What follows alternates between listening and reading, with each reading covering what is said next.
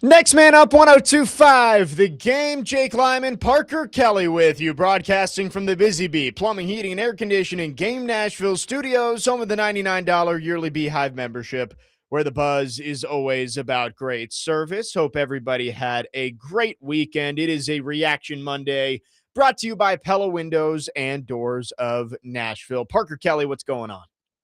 Jake, it's a good morning. I will say I wanted to come in here because I have a primary complaint, but at the same time, not really a complaint. So there's this list. You've probably seen it on Twitter that's going around ranking the top 10 worst cities to live in. Oh, I did see this. Or no, not cities, states. And Tennessee was number and one. Tennessee was number one. And at first I thought to myself, man, I don't know who put out this list, but they're probably on drugs. And then I started to think about it. I'm like, wait, the more people that see this, the less people that'll move here, and that's probably a win. I saw Easton Freeze said that same thing on Twitter yesterday. He quote tweeted that and said, yes, 100%. This is not a good place to live. Stop coming here.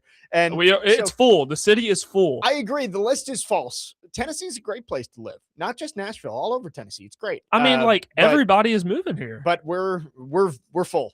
I don't know who made the list, but they probably have a bone to pick with the state. Yeah, I don't know. Let me see the list because Texas. I think Texas was number 2. Isn't Texas one of the cheaper places to live in the United States? Yeah, comparatively. So here was the list from CNBC: Tennessee, Texas, Indiana, Louisiana, Georgia, Utah, Missouri, Alabama, Oklahoma, Arkansas. A lot of southern representation. A lot of southern states. Indiana, absolutely one of the worst. Honestly, I have no problem with any of those states, really.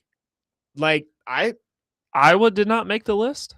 Iowa didn't make the list. You know, would I want to live in Oklahoma? Maybe Idaho didn't make the list. Arkansas, Missouri, maybe not. But I have no problem with any of those states. Wyoming's not on there? Right. A lot of these states actually are the states that I think people are moving to the most. Tennessee, Texas, Utah's big right now with Salt Lake City. So, yeah, I don't know. Maybe this is just a ploy from all of these states to try and get people to stop moving here. Say, hey, you can come visit. If that's the purpose, then that's fine. Great. Fine with me. Keep people out. You can come visit, but don't move here. Yeah. We're full. And you're right. Craig says, too, all they did was take the southern states and put them in the top 10. Yeah, Utah is the only one on there that isn't an SEC state. So take that for what you will. But, yeah, seeing Tennessee as number 1, that shocked me, too. It was a fun weekend. Didn't have much going on. Watched a lot of the soccer. I wanted to start there. We got the World Cup semifinals set. It will be France and Spain on Tuesday. Wednesday will be England and Argentina. And I was excited for Saturday's games. And England-Norway did live up to the hype in terms of the drama, went to extra time. Jude Bellingham, man, he has been awesome in these last 2 games. 2 goals against Mexico, 2 goals against Norway. But Erling Haaland just went out sad. I mean, what wasn't impactful in the game and then gets benched for the last 15 minutes when you're down by 1 in extra time. They sit him on the bench and Norway ends up losing. Disappointing for the team that I think so many Americans had rallied around after the U.S. lost last Monday. Yeah, I think they were the team a lot of us were rooting for since the U.S. wasn't in it. And it was just sad to see Erling Haaland go out the way that he did. He became a fan favorite. He's all over my For You page. I'm sure he's all over a lot of people's For You pages. But Jude Bellingham, he's probably the only player I like on this English team. And he has been what he's doing at such a young age. Because he's 23 years old? Yeah, he's young. He's young. But what he's been doing in the World Cup is phenomenal.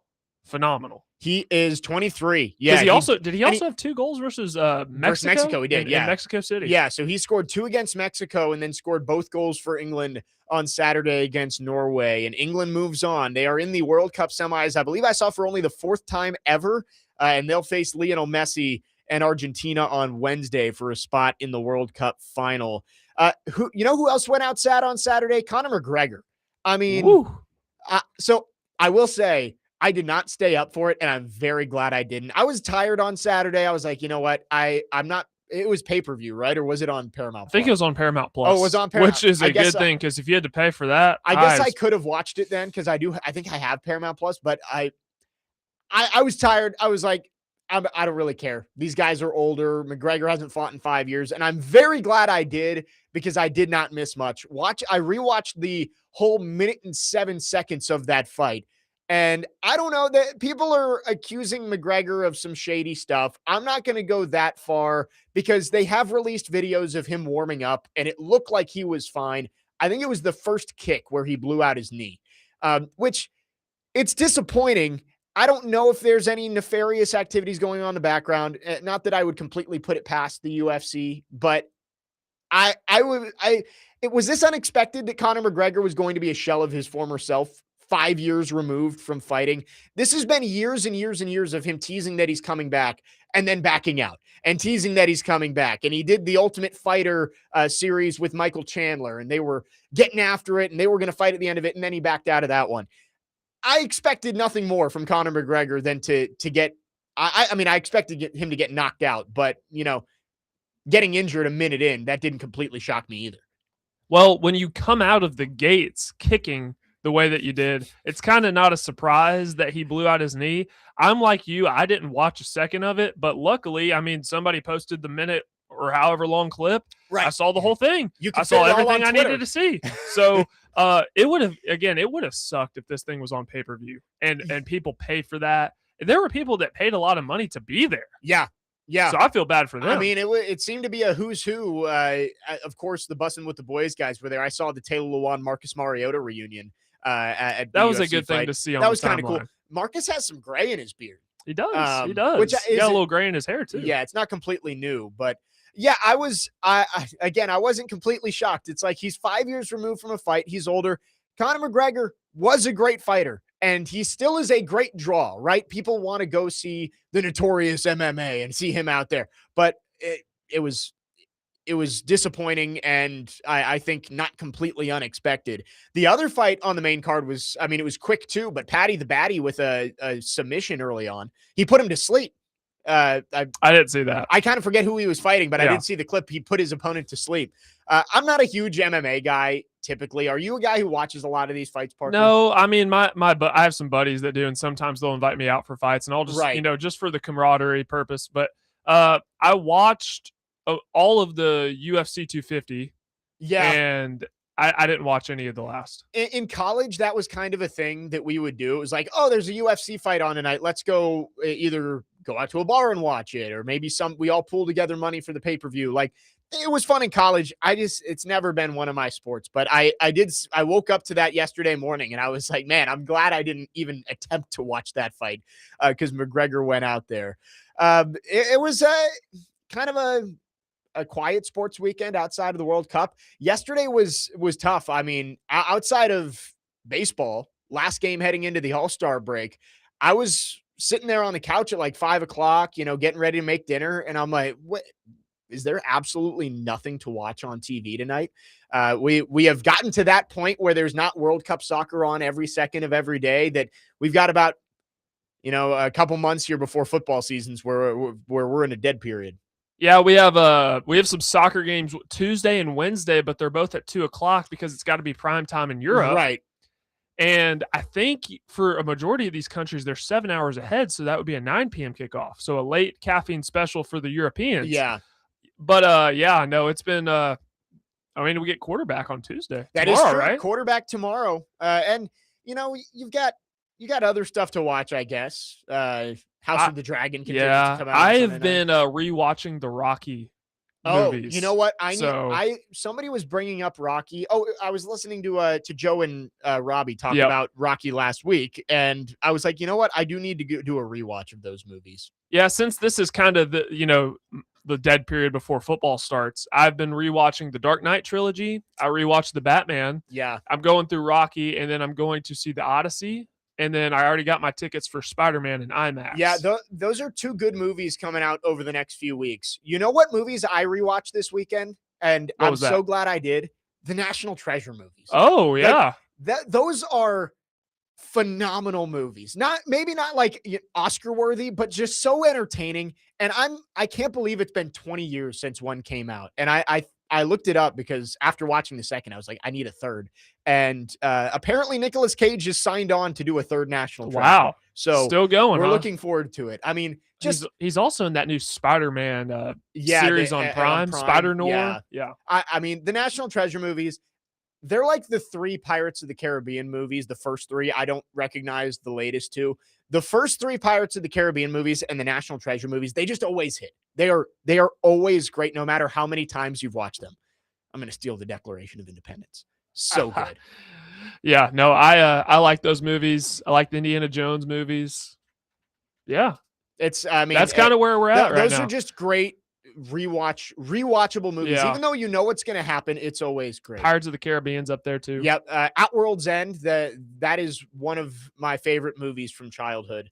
Pirates of the Caribbean. 615-737-1025. We'll probably get back to soccer later, but France, Spain, England, Argentina. What are you thinking, Parker, for these 2 semifinals? So FIFA seems to love Messi, so I think Argentina's going to win and go to the final. I think it's going to be a rematch from 4 years ago. France and Argentina. France and Argentina. Yeah, I mean, France has been the best team so far. They have been the team that has been the least shaky of these 4. With Argentina, I struggle because they haven't had an easy win yet, right? They've played Cape Verde, they've played Switzerland, and then who did they play in the round before that? Egypt. And all of them were very difficult wins for Argentina. They had to score twice in extra time against Switzerland. They had to score 3 times in 13 minutes to beat Egypt. I don't know if that's harmful, or like, should I say they're shaky, or they're I guess they're proven in those tough moments. So I don't know. I'm going to go England, actually. I'm rooting against England, but I'm going to say England wins. I'm going to say England and France in the World Cup final, which will be entertaining to say the least. But Argentina just keeps finding ways to win and squeak it out. So I'm just confident there. I think both of these semifinals are going to be fantastic because these are your blue bloods of soccer. So I'm actually really excited to watch. Yeah. I didn't know how much I'd watch with the U.S. being eliminated, but I paid pretty close attention. Yeah, I've watched more since last Monday than I thought I would. So we will see how that turns out. Afternoon kicks tomorrow and Wednesday in the World Cup semifinals. 615-737-1025 is the phone number. We'd love to hear from you. Our phone line's driven by WilsonCountyHyundai.com. Again, it is a Reaction Monday. We've been reacting to all of the top 10 lists that Jeremy Fowler collects every single year from executives, coaches, scouts, on who the best players are at their respective position groups. An interior offensive line came out yesterday. Peter Skoronski is on the list. We will talk about it coming up next. Jake Lyman, Parker Kelley, next man up here on 102.5 The Game.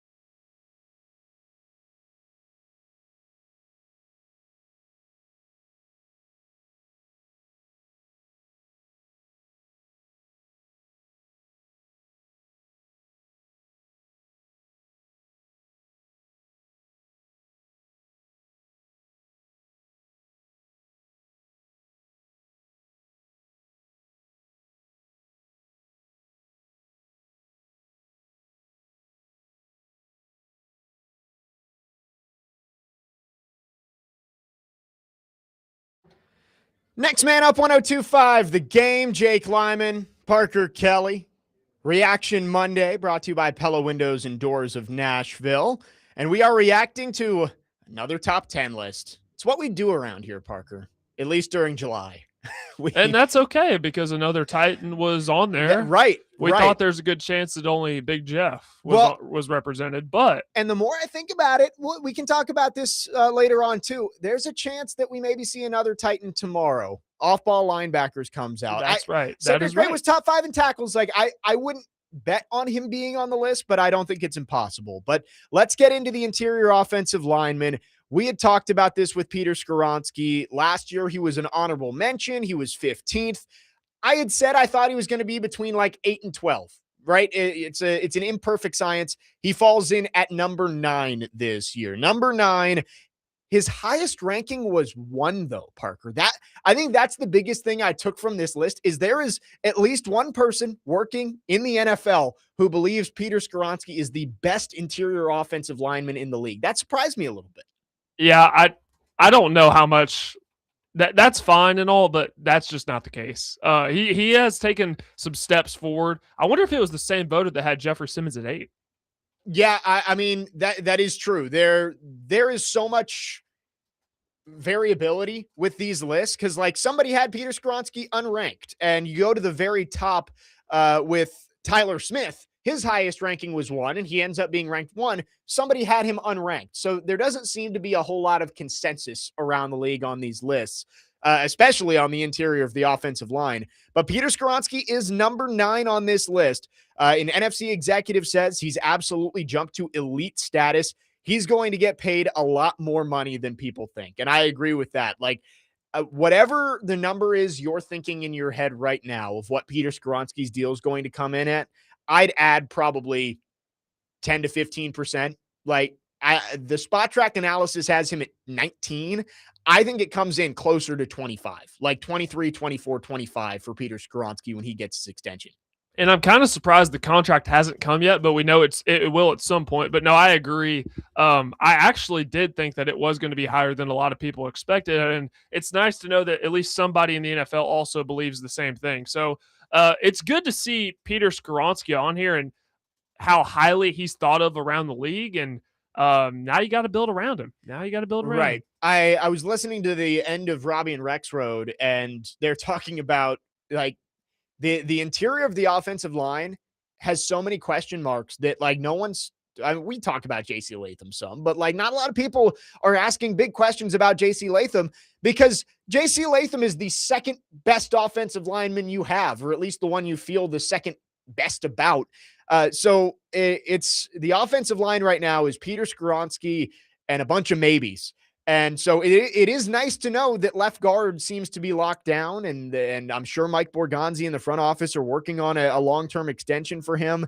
But he really is the only bright spot on that offensive front right now, at least that you feel good about heading into this season. Now, there's opportunity for these guys to grow. JC Latham, Jackson Slater, some of the draft picks, heck, even Dan Moore could take a big step forward this year. But Peter Skoronski really is the only one that you look at and you're like, all right, that guy is going to be good this year.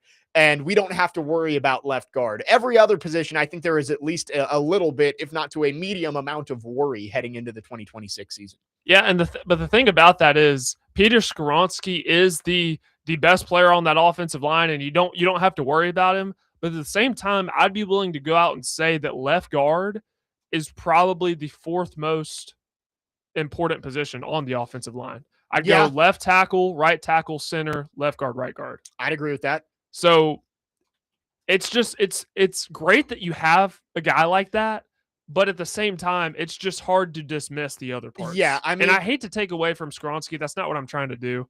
But it's just hard when you don't know about the other 4 positions. I agree with you. No one is going to complain about having a guy who you feel solid about on the offensive line. That's what you want. And Peter Skoronski deserves his flowers for the steps forward he's made over the last few years. But you're right. It's not like having an elite left tackle or even an elite right tackle. And you're right. Center is probably a little bit more important than the guard positions. It's splitting hairs, but just because of the way the center can help the quarterback with setting protections and getting the offensive line in the right position. So I agree with you that you look at guard, it's a more valuable position now, especially with the way defenses have started to rush from the interior and tried to create that pressure up the middle, but still not quite as important as those guys on the edge. And I thought it was a good question that Robbie asked this morning too. I was listening on my way in and I was like, man, it's a great question they asked Corey. Do you think that Peter Skoronski, given what we know about him now, he is a high level left guard, was he worth the 11th overall pick in the 2023 draft? That is a good question. I'd say if you're getting an elite level player, yes.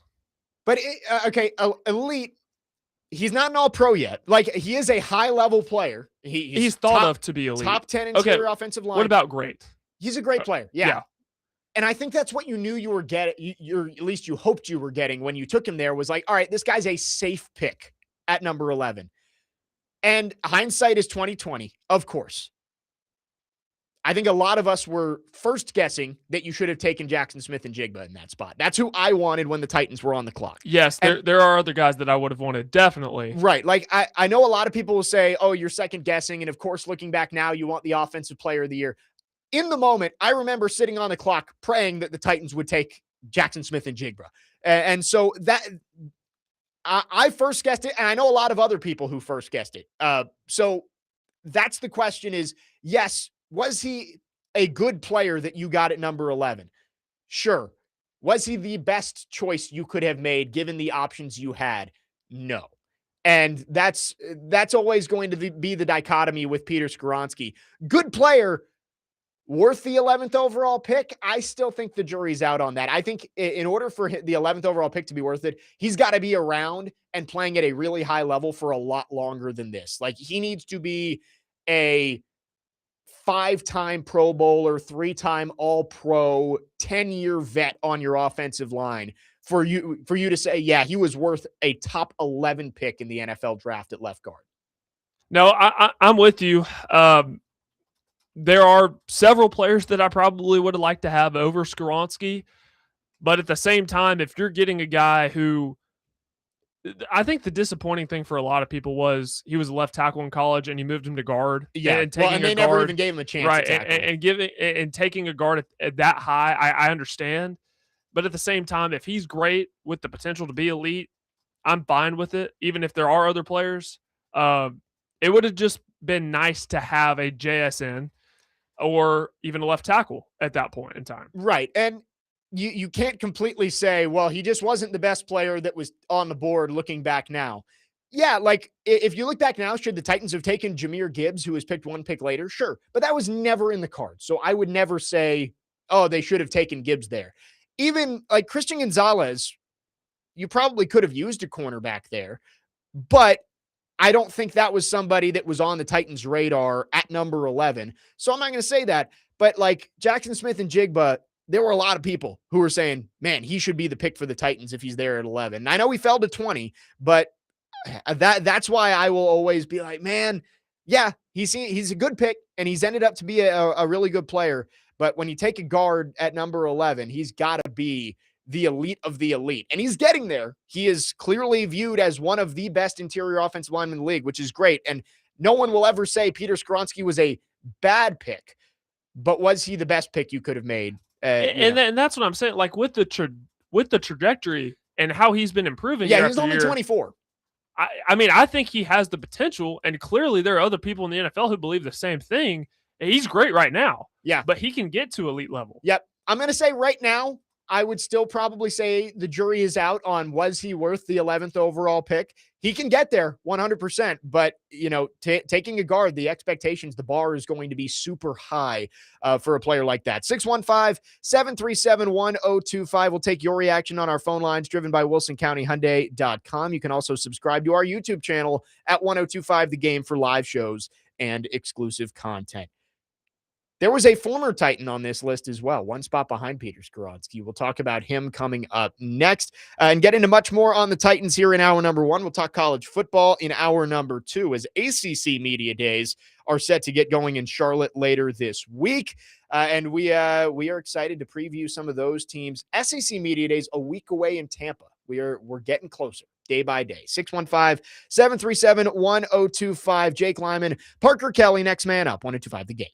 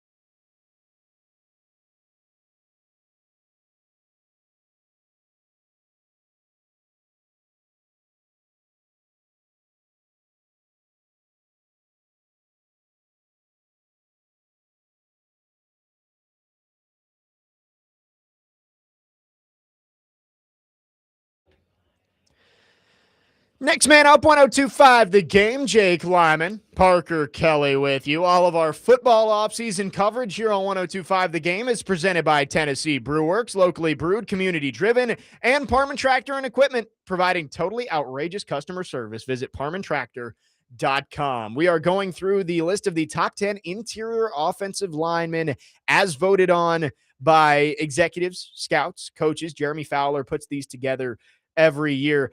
Parker, what I think is the funniest thing about these lists is people going after Jeremy Fowler in like his Twitter comments. I'll scroll through sometimes and say, what a horrible list. You don't know ball. And it's like, He's not the one ranking these guys. He's just compiling He's it. Polling everybody. Right. This is a poll. He's polling people in the league. This is like when the AP poll comes out. It's like, man, the Associated Press does not know ball. It's like, well, it's a conglomerate of a bunch of people, voters who don't necessarily know what they're doing either. Maybe the voters don't, but I mean, I guess maybe the coaches poll would be a better example of it. This is like the coaches poll on these players, but I just love people who don't understand. It's like, oh, Jeremy Fowler doesn't know what he's talking about. Well, he just sent out some texts and asked people to answer questions and got this back. And then he put together the list. Right. And they come after him. Number 10 on this list is old friend Aaron Brewer, now with the Miami Dolphins. He was a finalist for the Protector of the Year award as well. Tougher than a $2 steak. Aaron Brewer, 6'1", 274 pounds, coming out of Texas State. He just signed a 3-year, $52.5 million extension. Now, yes, the Titans need a center, and you might look and say, man, I can't believe they let Aaron Brewer go. But there was absolutely no one who wanted Aaron Brewer back at the end of his Titans tenure. We just talked about second guessing and first guessing. There was no one first guessing when the Titans let Aaron Brewer walk of like, hey, maybe this guy might need to stick around. He was not good during the end of his Titans tenure. What was the biggest complaint we all had about Aaron Brewer? He was too small. He was too small. Exactly. Yeah. But with what comes with being small is you're more twitchy, you're more explosive than some of the bigger guys. And who was running that offense last year in Miami? Mike McDaniel. Yeah. Right? It's very gap scheme specific, and that fits a player like Aaron Brewer. Now, with the changes they've had with Jeff Hafley coming in, the offensive coordinator he's brought in, I'm not sure if Aaron Brewer, he could have the same success, but it may not be. You know, he may not have that same success. So it's really dependent on the type of system that Aaron Brewer was in. He didn't fit here, but he fits in places like Miami where they run things that are beneficial to him. Yeah, the quote here at the bottom of this Brewer excerpt says, he's good, but accentuated by scheme, in my opinion. Exactly. A veteran NFL defensive coach said, athletic, but not powerful. If you're fast and you're explosive, you can work in a Mike McDaniel offense, even if you're not the biggest. Right. So that's the one thing is, yeah, would it be nice to have a center who is viewed as widely as a good player as Aaron Brewer has been over the last year? Sure, but would it have worked here with the scheme that you were putting together? It doesn't seem like it. So, and I have no idea if it'll work this year either, because I don't know what the offensive coordinator is going to run. Right. Yeah. So, Aaron Brewer, 28 years old, top 10 interior offensive lineman in the league. I view it as, you might see people going, man, can't believe the Titans let him go. But there was nobody when he hit free agency being like, oh, we have to re-sign Aaron Brewer. Maybe somebody was out there saying it. I haven't seen that. It's like, oh, Aaron Brewer needs to be back next year. Extend that man. No, everybody was looking to move past. Everybody viewed the Lloyd Cushenberry signing as a huge upgrade over Aaron Brewer. You know, you look back now and say that isn't the case, but in the moment, it looked like a very strong move to upgrade from Brewer to Cushenberry. No, it did. And we've just seen it kind of the center position for the Titans just take a nosedive, because now it looks like it's going to be Austin Slotman, who was not the starter in New York last year. Right, man. Also, do you know who the offensive coordinator is in Miami this year? I'm sure I'll know it. Like I'll remember as soon as you tell me. Bobby Slowick. It is slow. Yeah, it is Slowick. Yeah. Man, this just makes you miss Ben Jones so much, right? Like Ben Jones every day. I think Titans fans learned to appreciate him while he was here. Like I remember the last win of that 2023 season, him walking off the field 2022 season, the 2022 against the Packers. And he was clearly banged up, and Mike Vrabel telling him, I've never seen anything like that. I've never seen anybody play like that in my life. Ben Jones was such a linchpin for this team in the middle of that offensive line with what he did physically, with what he did mentally. And there are a lot of players that you lost over the last 5 years that have led to this team taking a nosedive, but Ben Jones has to be towards the top of that list of players who you miss dearly right now, especially with what you have at center at this point. Because he provided stability and arguably the best center in Titans history. And now it's just been a carousel of guys.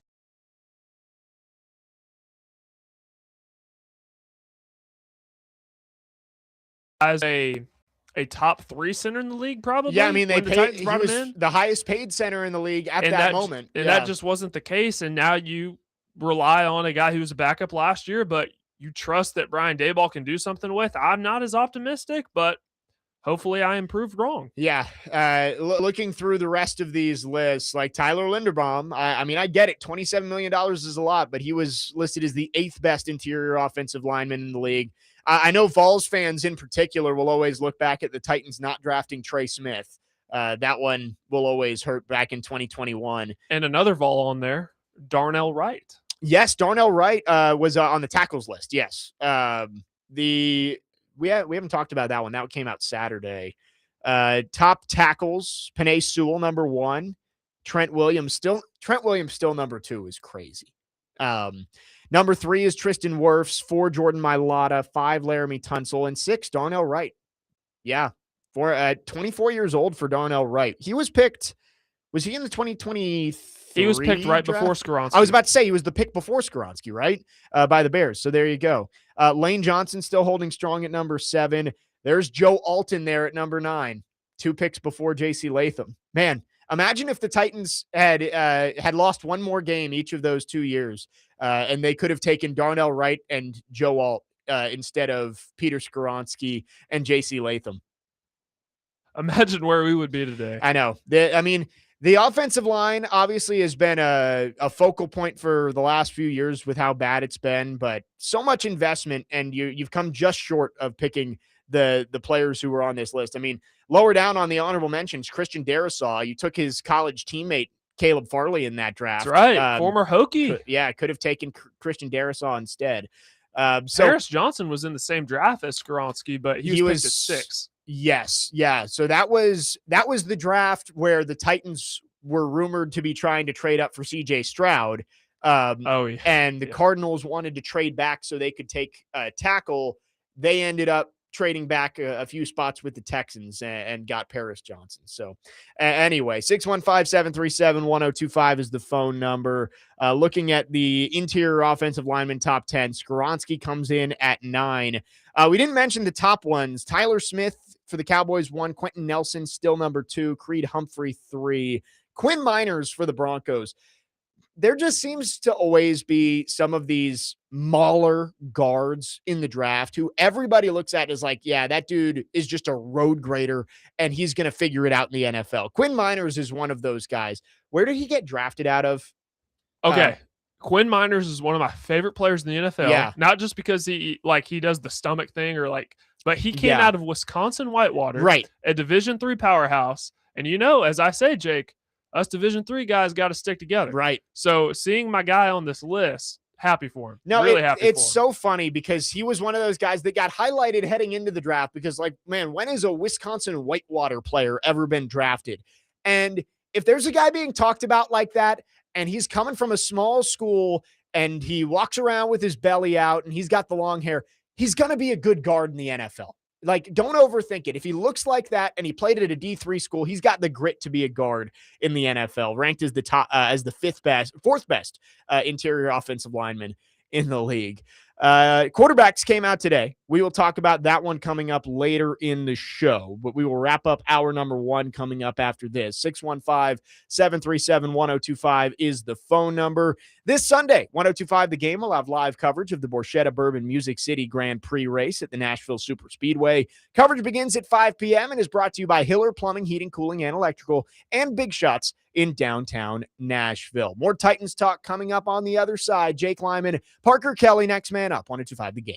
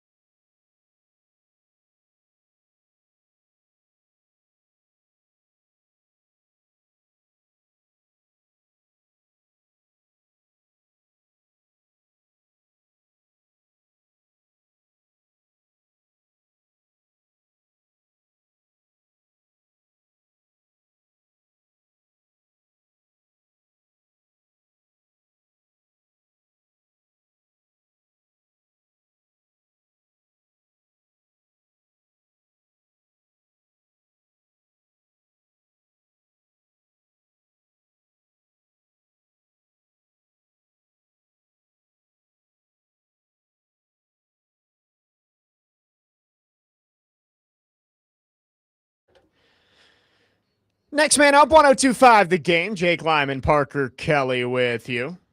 Lots to get into on this show today. We'll talk some college football coming up in the next hour as we continue our weekly series here in July of previewing whichever conference is starting their media days. This week, it's the ACC in Charlotte. Some fun storylines to get to in the All Coast Conference. As I think they got to change that name. You cannot be the Atlantic Coast Conference with teams in California. It's just crazy to me that the ACC championship game was decided last year by a team from California and a team from Texas. Yes. In the Atlantic Coast Conference. Yes. By the way, I think Stanford and Cal can see the Pacific Ocean from their football offices. Yes, they can. I mean, you cannot have Cal and Stanford be called the Atlantic Coast Conference. Change it. You can still be the ACC. We've seen a lot of these, the CAA used to be the Colonial Athletic Association. Now they're the Coastal, I want to say. If we're complaining about conference realignment, Sac State in the MAC. Right, with UMass. Because nothing screams Sac State and UMass and Maction Mid-America. Tuesday night at 7 p.m. That's what we're all thinking, right? UMass and Sac State. Yeah, it's the conference realignment stuff is insane. Did you see the Washington news from yesterday that apparently they were operated with like a $16 million deficit this year?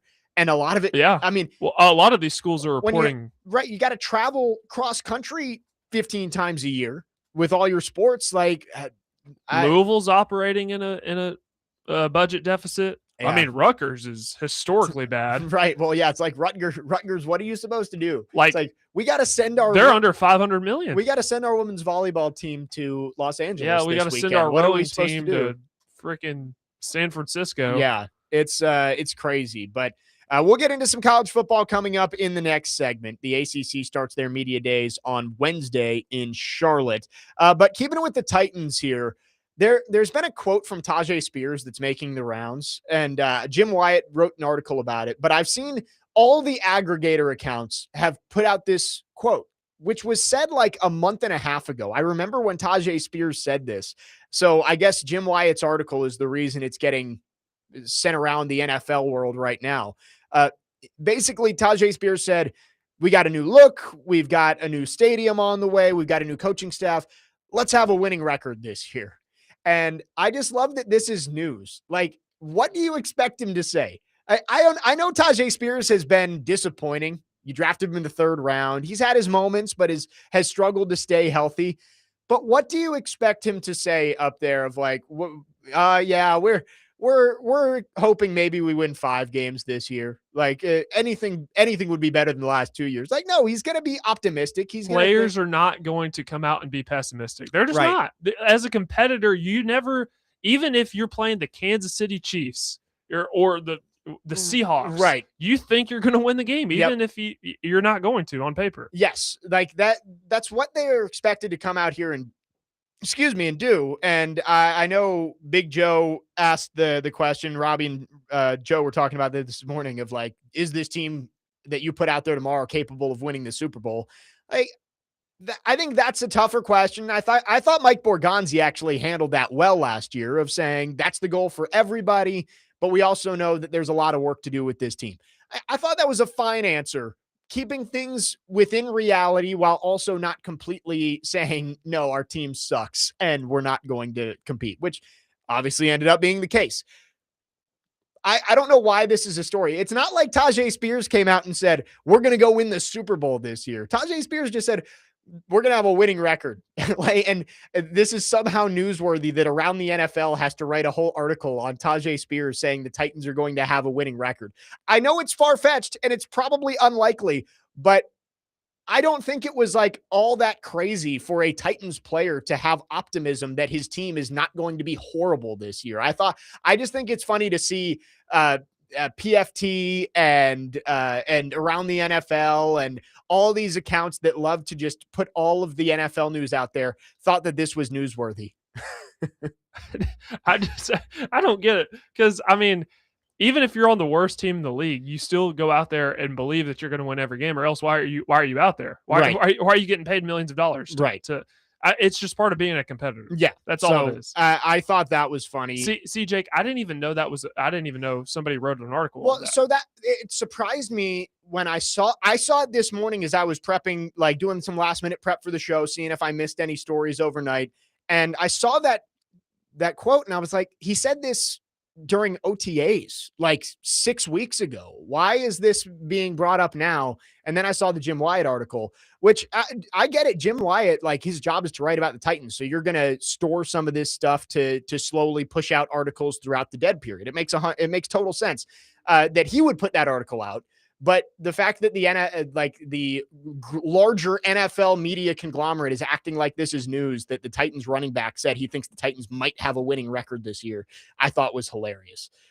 Did he say might have a winning record? Let me find the exact We are going to have quote. A winning record. Which one? Let me find the exact quote here. Because if he said might, it's not like that's not a big deal. So he says, we have a new logo. We have a lot of new things around here. We are going to have a winning record this year. Okay, we are going to. Okay. But like winning record is not, again, it would be a huge jump for the Titans. So not saying that this is likely, but it would be newsworthy if a Titans player came out and said, we're a Super Bowl contender this year, Super Bowl or bust, because that would be just complete nonsense.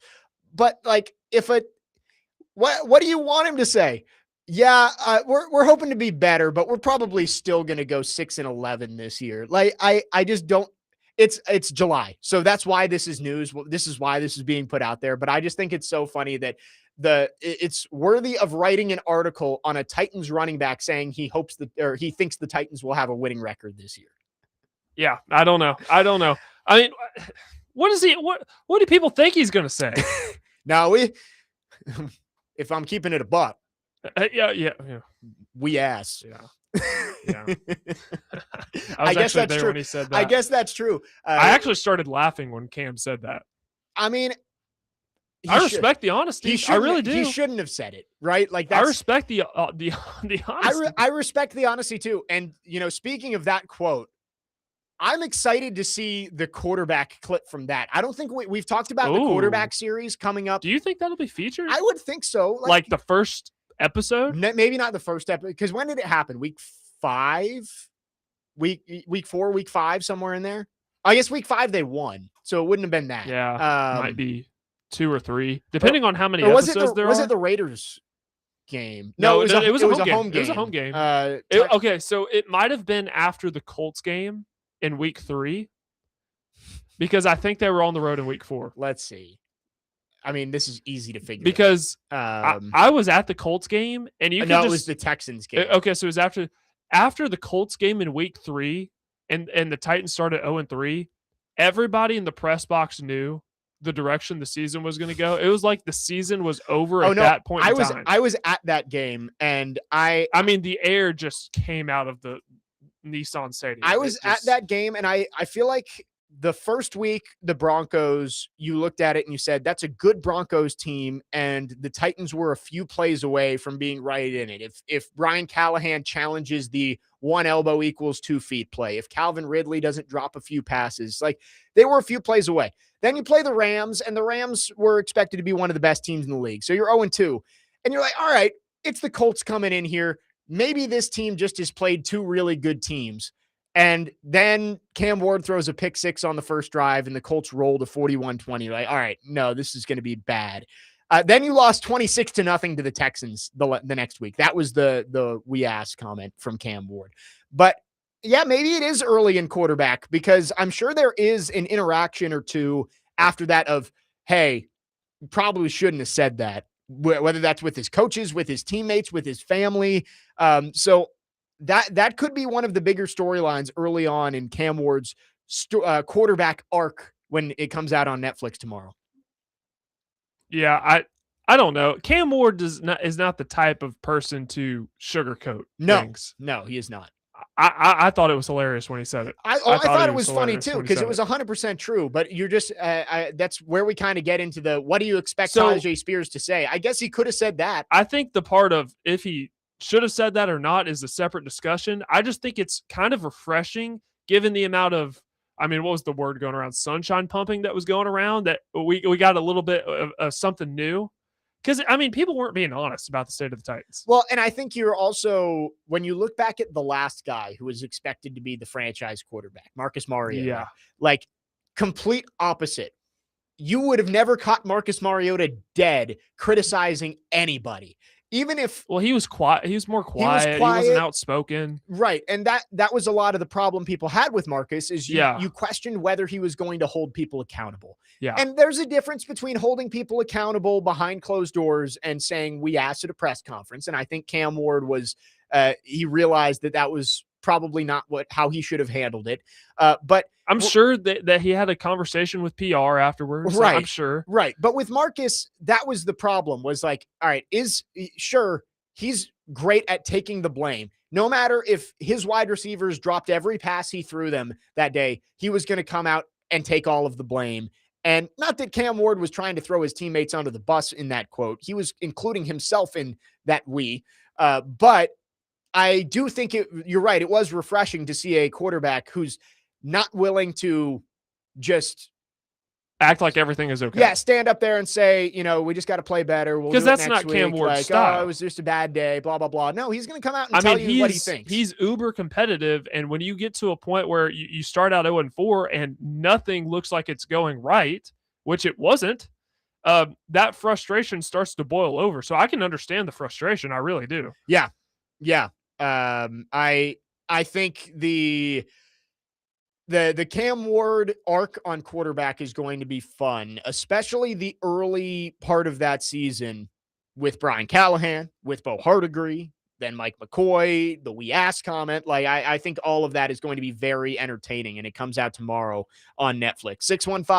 615-737-1025 is the phone number. We'd love to hear from you. Our phone line's driven by WilsonCountyHyundai.com.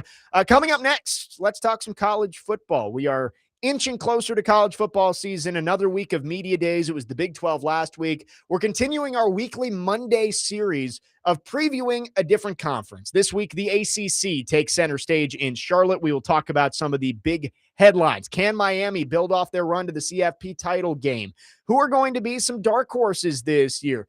Does Dabo Swinney get fired? We know Corey Curtis's answer. We'll get to all of it. Can't wait coming for up Waffle House in hour number 2. Jake Lyman, Parker Kelley, next man up, 102.5 The Game.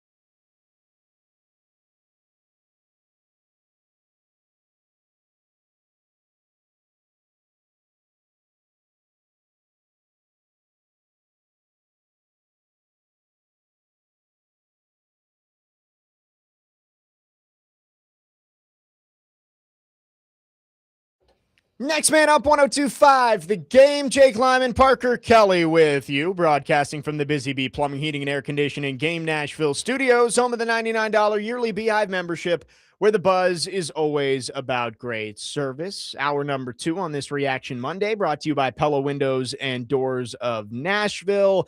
Talked a lot of Titans, a lot of NFL in the first hour. We'll get back to that coming up in the 11 a.m. hour, but time to talk some college football here. ACC Media Days getting going, and we are running a weekly series here on Mondays where we go through each conference that has their media days, talk about what the 2026 season could look like, and we love having Parker in for these days because he is our college football guy. Tune in for the Air Raid with Parker Kelley, Tuesdays and Thursdays at 6 p.m. I'm sure there will be some ACC football talk this week. A lot of ACC talk tomorrow and some SEC talk on Thursday. There you go. Yeah, because SEC Media Days, does it start Monday? It starts Monday of next week, and I will actually be out of town. I know. So I won't be able to do an SEC show, so I'm going to just bump it to Thursday. Gotcha. So gotcha. Yeah, ACC on Tuesday, SEC on Thursday. Love it. Yeah, we will. We'll miss you for SEC Media Days next week. I'm sure there's going to be a lot to talk about. When I planned this, Chicago trip, I didn't realize that I'd be gone the week of SEC Media Days, which kind of sucks. Right. Yeah, it is. SEC Media Days is like our one oasis during the dead period of summer because you just get. I mean, there's quotes, there's interviews, like it all comes together. I wish it was in Atlanta again. I do too. I mean, Tampa just doesn't seem like a central location, especially with Texas and Arkansas or Oklahoma in the conference. I guess Arkansas too, but it kind of sucks I won't be here for that. Right. It was nice last year. I went down for Vandy's Day with the Vandy radio crew, and we knocked out some content and sat in on a bunch of the interviews and stuff like that. But I know Chase and Big Joe were down there, and they got interviews left and right. They interviewed Keldrick Falk last year.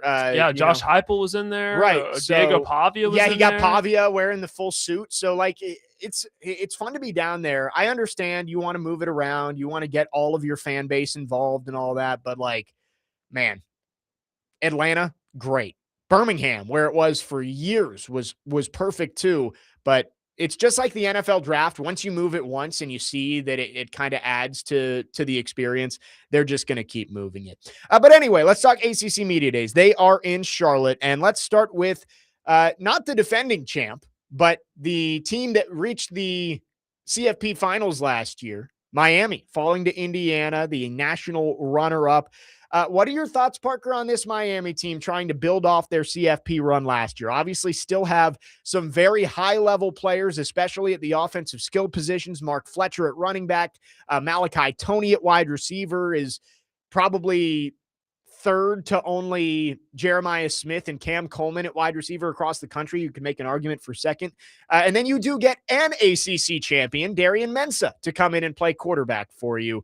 Is this a Miami team that can threaten for a national championship once again? It is very rare that I say something about a team who played in the national championship game, won 13 games. I think they're going to be a better team this year. Because they got to upgrade at quarterback. Darian Mensah is a much better quarterback than Carson Beck was, in my opinion. Darian Mensah is a much better passer. He's not as much of a system guy. For Carson Beck, it was more so, all right, we're gonna run the ball, we're gonna play good defense, and then take the easy throws when they're there. Darian Mensah can do a lot more than that. And what we're not talking about is they brought the leading receiver over from Duke last year. So there's a chance Miami can have two of the best receivers in the ACC, and Malachi Toney, obviously, and a guy by the name of Cooper Barkate, who was one of the top receivers in the transfer portal last year. So they pair that with Darian Mensah. I don't think the offensive line is going to be a problem, even though they lost a couple of guys due to the NFL draft. Mario Cristobal is one of the best in the country about developing offensive linemen, and they got the #1 overall recruit in Jackson Cantwell, who's going to protect Darian Mensah's blind side. Defense under Corey Heatherman is going to be great once again this year. I do think Miami is going to be a better team than last year. Yeah, they did lose a lot. I mean, you look at 3 first-round picks this year with Maui Noah and Bain and Messidor, but they've got the money and they have the resources that they can reload here. You also lost a lot in the secondary. Like we talked about a ton of the draft picks that went out there. I don't know why I'm blanking on the MTSU transfer who was with Miami. Jacoby Thomas. Yeah, Jacoby Thomas. Also at Tennessee the year before that. Yes. So, this is a really good team last year that peaked at the right time. I mean, they they lost twice last year to some teams they probably shouldn't have. SMU and Louisville. That's been an issue for Miami the last couple of years, right? Like last year it was SMU and Louisville. Even the year Cam Ward was the quarterback there, they were undefeated, then lost at Georgia Tech and at Syracuse, 2 out of the last 3 games of the year, to end up missing the playoff. Like they were a shoo-in at 9-0 with some big wins in there, had gone into the swamp and blown out Florida early in the season, had beaten Louisville on the road, had beaten Duke, had beaten Florida State. And then you lose at Georgia Tech, you lose at Syracuse, you miss the playoffs and go to the Pop-Tarts Bowl. So I think that's got to be something with Miami. You're playing an ACC schedule. You've got to act like you're playing an ACC schedule and take care of business against the teams you're supposed to beat, which has been an issue for this team over the past few years. Well, look at what plagued them versus those two teams they played. So Louisville, Carson Beck threw 4 interceptions. Yeah. I just mentioned, I think they're getting an upgrade at quarterback, so I don't expect them to lose many, if any at all, because you're turning the ball over with Darian Mensah. Also, too, that SMU game was a lot of penalties. So you do have games like that. That's just sports. That's just football, where you lose a game because of penalties. And SMU played one of their best games all year in that game. But I do think do you remember how bad that defense was when Cam Ward was there? Yeah, it was atrocious. And they fired their defensive coordinator, Lance Guidry. They brought in this guy by the name of Corey Heatherman, who came over from Minnesota, and instantly defense became one of the strengths for Miami. That should not happen, where you go from your defense is in the hundreds to being one of the best defenses in college football. Yeah, that should not happen. I have seen people who aren't big fans of Cam Ward, and they're like, man, Cam Ward was holding that team back last year. They missed the playoff, and then they go to the championship game. I'm like, go watch some of those games that they played in the middle of the season in Cam Ward's 1 year in Miami. The Virginia Tech game, they should have lost because their defense gave up a Hail Mary that the ACC made the call. And this is not a bitter Virginia Tech fan talking. That was a horrible call, but it saved their undefeated season. The next week, they were down huge to Cal, gave up 38 points to Cal. And Cam Ward had they led by 3 touchdowns, too, at one point. Right. And then gave up the lead. And Cam Ward threw for 437 yards in that game. They had to score 50 every game to win. They gave up 45 to Louisville the next week. They gave up 31 to Duke. They gave up 42 to Syracuse. Yeah, Cam Ward, there were moments, especially in the Syracuse game, where he probably could have been better. But, yeah, that defense was the issue. And then they loaded up for last year and ended up having that huge year that ended in the college football championship game. So, this Miami team, I think, is going to be very good again this year. And you look at their schedule, there are some tough games. You've got to play at Notre Dame, rematch of the thriller that in week 1 last year down in Coral Gables. They play up in South Bend in November. They also play at Clemson, which, not a tough game according to our good friend Corey. But outside of that, this is a schedule that I don't see another game that scares me. And so that's where Miami has to prove that they're not going to do the same thing they did the last 2 years and lose to unranked opponents in games they should win. I mean, look at your other, they've got the throwaways, Florida A&M and Central Michigan, but the rest of your ACC schedule outside of Clemson, Stanford, Wake, Florida State, who's probably going to fire Mike Norvell at the end of this season unless things turn around drastically. Maybe even during the season. Right. Pitt's always decent. Pitt's not a complete pushover. You got Chapel Bill in North Carolina, Duke, who you now have their quarterback and their best wide receiver, Virginia Tech, and Boston College. There are some games that you'd look and say, all right, maybe Miami's only a 7-point favorite, but they're going to be touchdown favorites in almost every other ACC game they play except for the Clemson game. So, yeah, and you mentioned Pitt and you mentioned Duke. Both of those teams got rated by the portal this year, so I expect them to take a step back from where they were last year. But outside of the Notre Dame game, which, by the way, going to South Bend in November, when you play your home games in South Beach, Notre Dame might be a touchdown favorite in that game. Yes. Outside of that, your toughest game is Virginia Tech, who we don't know what they'll be year 1 under James Franklin. Clemson. Yeah. Clemson okay. Yeah, that is tough. Clemson is tougher than Virginia Tech. Yes. I think they'll still. I think they win both. If I had to pick Miami's schedule right now, I'd say they go 11-1. I think they lose to Notre Dame on the road. I think they win every other game. I'm with you on they that. are they are the heavy favorite in the ACC. But I say they're going to go 11-1, but I probably wouldn't have picked them to lose to Louisville or SMU last year, or no Louisville or SMU on the schedule this year, or Syracuse or SMU, or who'd they lose to the year before? Syracuse or Georgia Tech. So yeah, none of those 4 teams are on the schedule, but they have lost games they shouldn't have each of the last 2 years. I would pick them to go 11-1. But we'll have to see if Mario Cristobal can have his team ready for every single game this year. 615-737-1025 is the phone number. The Hurricanes, obviously the top dog in the ACC heading into 2026. And the rest of the conference, relatively weak. Who else can be a player? There have been surprise teams around the ACC who have gotten themselves into the conversation over the past few years. We'll talk about some teams that could make some noise in 2026. 615-737-1025. Jake Lyman, Parker Kelley, next man up. 1025 The Game.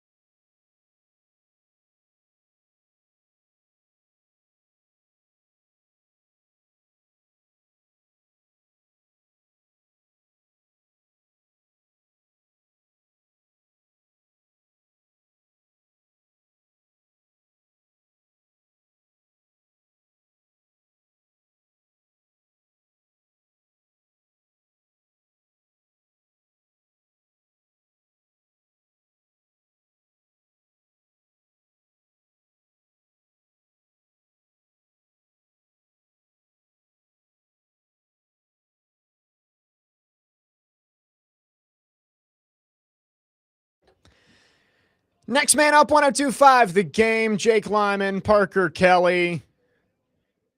Which do you prefer, this one or the old, only Big and Rich one? I'm going to go the old one, but I don't mind this one because I like Laney Wilson. I like Laney. I like Darius Rucker too. I think kept it in the same spirit. I will say that there was something to the original Just Big and Rich coming to your city, coming to your city. Just one of the best feelings in the morning, waking up, grabbing your coffee, settling in, hearing Reese Davis's monologue and going right into that song. There's not much better in sports. I had Not serious much better in sports. like football withdrawals this weekend. And I even said it to my wife yesterday because it was kind of just a chill weekend. You know, we went on a walk, went and got lunch one day, but just not a whole lot going on. And I was like, man, I never have weekends where I get like bored and ready to go back to work during football season. Right. And it's like yesterday I was like, man, I'm kind of ready for this weekend to be over. I got nothing going on. And I miss football season where you could have nothing going on today and it's the best day ever because you just sit there and watch football all day. I miss it. We are literally all weekend, all day Saturday, all day Sunday. Then you go to bed and you get to talk about it the next week. Right. It's I was great. like, I'm looking forward to just getting back in and hosting the show tomorrow because it's just like I miss football. We're 8 weeks away from college football. And we're continuing to talk about the ACC here as they have their media days coming up in Charlotte this week, previewing what the conference could look like. We talked about Miami. They are far and away the favorite in this conference. I don't think anyone would question that. Who else do you think can be a player? I look at 3 teams, Parker: Clemson, SMU, Louisville. I think those are the 3 teams that are in that next tier beyond Miami, all flawed. But do you have a favorite out of these 3 that could maybe challenge Miami for the ACC title? No, I don't, but I'm with you. I think that'll be the top 3 in the ACC standings at the end of the year. Here's the thing about Louisville is I'm a big fan of Jeff Brom. I feel like he's one of the more underrated coaches in the country. They continually get a quarterback out of the portal. It seems like every year that he's been the head coach for the Cardinals, and he always finds a way to make it work. Yeah. And supposedly, if it's true that Lincoln Kineholz went toe-to-toe with Julian Sayin to win the starting quarterback job at Ohio State last year, and now you get Jeff Brom to work with him, I think that is going to be a fantastic pairing. And on top of that, you have a preseason All-American in Isaac Brown to pair with him. So I'm really excited. I think Louisville's going to be good on offense. I think they're going to be good on defense. They probably are a 9-3, 8-4 type team like they are. It seems like pretty much year in and year out. So they're probably the next closest team to Miami, but I do not see anybody challenging Miami. Where have you seen a transfer quarterback who couldn't get the starting job at Ohio State go somewhere else and have success?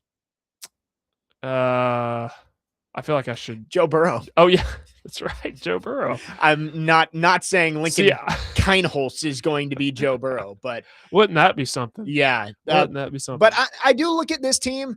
Somebody that we're familiar with around here in Nashville, Trey Richardson, is now a Louisville Cardinal. And that was with Vanderbilt. I think they've done a nice job of retaining guys. They lost a few pieces this offseason in the portal.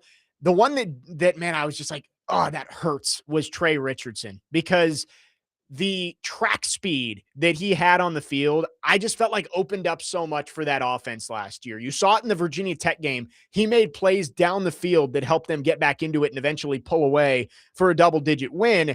And throughout the year, I thought his speed just opened things up down the middle for Eli Stowers, opened up the run game for Diego Pavia and the scramble drills. And that one was disappointing to lose a speed threat like that. But it could be a huge addition for a team like Louisville, who again has that elite running back in Isaac Brown. You bring in a quarterback that you think Jeff Brom can develop in Lincoln Kineholz, and you do have a deep threat in Trey Richardson who can burn pretty much anybody he's matched up against. And on top of that, they have a really good transfer portal class as well. So they're bringing in guys. Now, Louisville is one of those teams that has been operating in a budget deficit, but they're still bringing in those guys. And you mentioned Trey Richardson. So they're going to be multifaceted on offense, which is going to be exciting. So to me, it's kind of like we were having that conversation with Texas Tech last week. Is it Texas Tech and it's everybody else? I see 2 teams in that tier 1 for the Big 12 being Texas Tech, 1A, 1B, BYU. Yeah. In the ACC, it's more so Miami, That's tier one. Miami is all alone. And then tier two, okay, SMU, Louisville, maybe Clemson. I don't know. That's just kind of the layout, at least for now in the ACC. For Clemson, is their talent level that much lower than it? Like, I know it's lower, but I want to see, like, what's their blue chip ratio? Like, are they still getting high-level players to come to Clemson? So they're recruiting because, Dabo doesn't really use the transfer portal. So their high school recruiting has taken a drop off because this year they finished outside of the top 20 for the first time in a while. So I had this belief about Clemson that last year was probably their best year or their best team to at least compete, and they ended up going 7-5.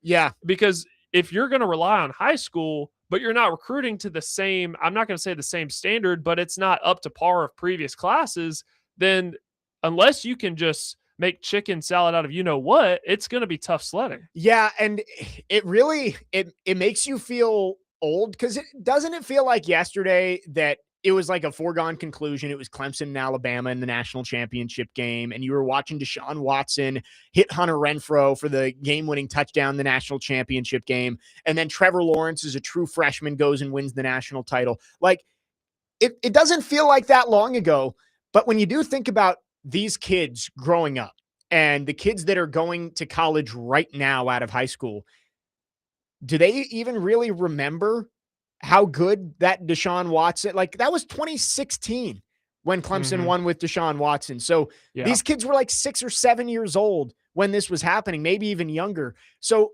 for us, it's like, it doesn't feel like that long ago that Clemson was a national power, but for these kids growing up and deciding where they're going to go to school, they may not remember Clemson as being one of the best programs in the entire country. Yeah, and that's something that bothers me because I feel like kids who are younger than us don't necessarily do their research, and that wasn't even that long ago. So they don't really research the history of the sport that they're about to play, and that's something that bothers me. But to your point, maybe not. It feels a lot closer to us. Because it was when was their last national championship? It was 2020. Appearance was 2019 with Trevor Lawrence. Oh, sorry, Lawrence. 2019, and then they lost to Burrow in 2020. Yes, yeah. So Lawrence went to 2, won in 19, lost in 20. Yep. So it doesn't feel like that long ago to us, but it's been, close to. It's been over half a decade. Yeah, over half a decade. And so it's like when you think about it, 2020 was the last time they played for a national title. That was 6 years ago. So these class of 2027 kids, they were 11 years old. So maybe they remember, maybe that was something that they remember. Maybe they don't. But like, as they've gone through high school, they're not talking about Clemson as an elite team anymore. And so I get it. But I do look in terms of blue chip ratio, like the blue chip ratio is the amount of 4 and 5 stars on your roster. They got a 46%. That's 15th in the country. Like that. That's why I don't understand why people are writing off Clemson completely as a team that can't compete at this level. They won the ACC 2 years ago. Now, I would put Miami a tier above them based on what we've seen in the past, and their blue chip ratio is 65%, good for 12th in the country. That can't be right. Good for 8th in the country. Excuse me. I'm looking at the wrong list here. Good for 8th in the country. So I look at it and say, Clemson, not Miami and not an elite power anymore, but in a conference like the ACC, they're definitely a team that could end up in the ACC title game with a chance to punch their ticket to the playoff. Yeah, I just don't see anybody competing or being able to dethrone Miami at the top of the conference, but that second tier clearly is up for grabs. If it's, Louisville and SMU, who were both 8-4 last year in the regular season, and with all the travel, we're seeing teams that have to travel coast to coast lose games just because they're having to cross 3 time zones. Yeah. So it's not completely out of the question. It's crazy. You look at the blue chip ratio, which it's a measure of the amount of 4 and 5 stars on your roster. So basically the championship threshold is having over 50%. If you have more than 50%, those are typically the teams that go win a national championship. I want to say the only team that has bucked that trend in recent years is Indiana from last year, who wasn't even close to having over 50% 4 and 5 stars. Do you know what Tennessee's blue chip ratio is? I don't know if you're looking at it right now. I'm not. 48%. Like, that's 11th in the country, 14th in the country. Seems about right. That's kind of crazy. That we're not talking about them as being a true play. Like, they're a playoff contender this year. And I get it. It's because the quarterback uncertainty, but Tennessee's roster building has actually been very good. I do think that they are the quarterback away from being right back in the playoff conversation. No, because we see what Heupel can do when he gets a quarterback to be able to run his system. And Joey Aguilar just kind of fell into their lap, and he was better than at least a lot of us expected because we just didn't know what to think of Joey Aguilar. But Nico Iamaleava and Joe Milton were not fit to run Josh Heupel's system. Hendon Hooker was. So we see what he can do when he has a quarterback to run his system. And there have been a lot of comparisons to Hendon Hooker for Faison Brandon. Yeah. The only difference was Faison Brandon was a 5-star quarterback coming out of high school, and Hendon Hooker was a 3-star. Yes. No, Hooker was a 4-star. He's a 4-star. Hooker was a 4-star. Yeah. I still remember my first Virginia Tech home game. Oh, he was a 3-star coming out of the portal. The transfer. Yes, he was a 3-star portal quarterback. Yeah. I still remember he was the backup my freshman year. Josh Jackson was the starting quarterback at Virginia Tech. I remember Josh Jackson. And Josh Jackson had just led the Hokies into Tallahassee and got a big win. Caleb Farley had 3 picks against Florida State in that game. And Tech was ranked like 12th in the country at that point because everyone thought Florida State was going to be good. And then Tech went in and beat them and then blew out William and Mary. Hendon Hooker's first play as a Hokie was an 80-yard touchdown run. I remember that, actually. And then the next week they lost to Old Dominion. So anyway, gave up 49 points to Old Dominion. You remember Braxton Burmeister? Yeah, well, that's who Fuente benched Hooker for. Was Braxton Burmeister. Yeah. And Quincy Patterson was in there too for a little bit. Oh, man. That time. Dude, Quincy Patterson was that guy coming out of high school. He was supposed to be the savior for Virginia Tech football. Like that. I remember watching him in the Elite 11. I remember my dad telling me, he was like, while you're in college, you're going to see the Hokies either play in a Final Four in basketball or play in a college football playoff in football because Quincy Patterson is going to be that guy. And that was when Buzz Williams was the coach at Tech. And so my dad was like, they're going to get there in one of those, and only made the tournament twice in basketball, once after Buzz left. And obviously football was a complete and utter disaster. So there you go. Quincy Patterson. Sometimes the recruits don't work out the way they're supposed to. Looking at this blue chip ratio site is actually really interesting to look at some of these teams that have elite talent, but just don't live up to it. Like South Carolina, 36% blue chip ratio. That's 18th in the country. Nebraska, 22nd in the country. Kentucky's 25th in the country. Minnesota's 27th. Like the North Carolina's 28th under Bill Belichick. I guess that shows you that maybe star ratings don't matter as much as we make them out to be. And talent only matters as much as the coaching and development that they're getting when these kids are 17 or 18 years old coming in. And obviously transfer portal stuff too. Like Indiana's blue chip ratio is 15%. It's 31st in the country, but they brought in the right transfers and they developed these players and turned themselves into a national championship team. So, I haven't actually ever looked through this website to see before where all these teams stand, but it's very interesting exercise. Yeah, I have it pulled up now. Just kind of looking through it myself. Yeah. Georgia, Texas, Oregon, Alabama, Notre Dame. I just love like Georgia, 85% blue chip ratio. 3 stars, you're not welcome here. All 17 5-stars, 15 4-stars. Or no. It has 4 stars separated into 2 categories. Yeah, it's high 4 stars and low 4 stars, 15 I guess. High 4 stars, 36 low 4s. 36 low 4 stars, which is like more than let's see. So like Florida State has the 16th highest blue chip ratio. They have 33 players above 3-star, while Georgia just has 36 4 stars, plus all of their high 4 stars and 5 stars. 615-737-1025. Our phone line's driven by WilsonCountyHyundai.com. If you want to join the conversation, we'll get back to the ACC here. Who are some dark horses that are outside of those top 2 tiers? We put Miami all alone at the top. Clemson, SMU, and Louisville are the next 3. Anybody else who can make a run? We saw Duke and UVA play for the ACC title last year. Is there somebody who stands out? We'll get to it coming up next. Jake Lyman, Parker Kelley, next man up, 102.5 The Game.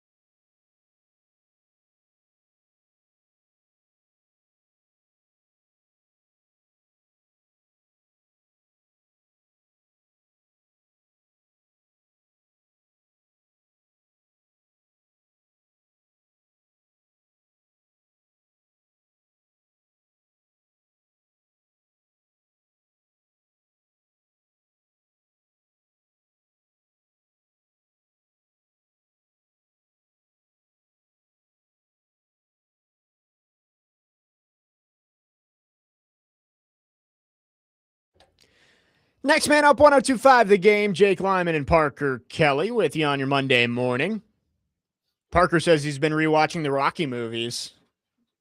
Get ready to talk underdogs. You know, Rocky was one of the biggest underdogs of all.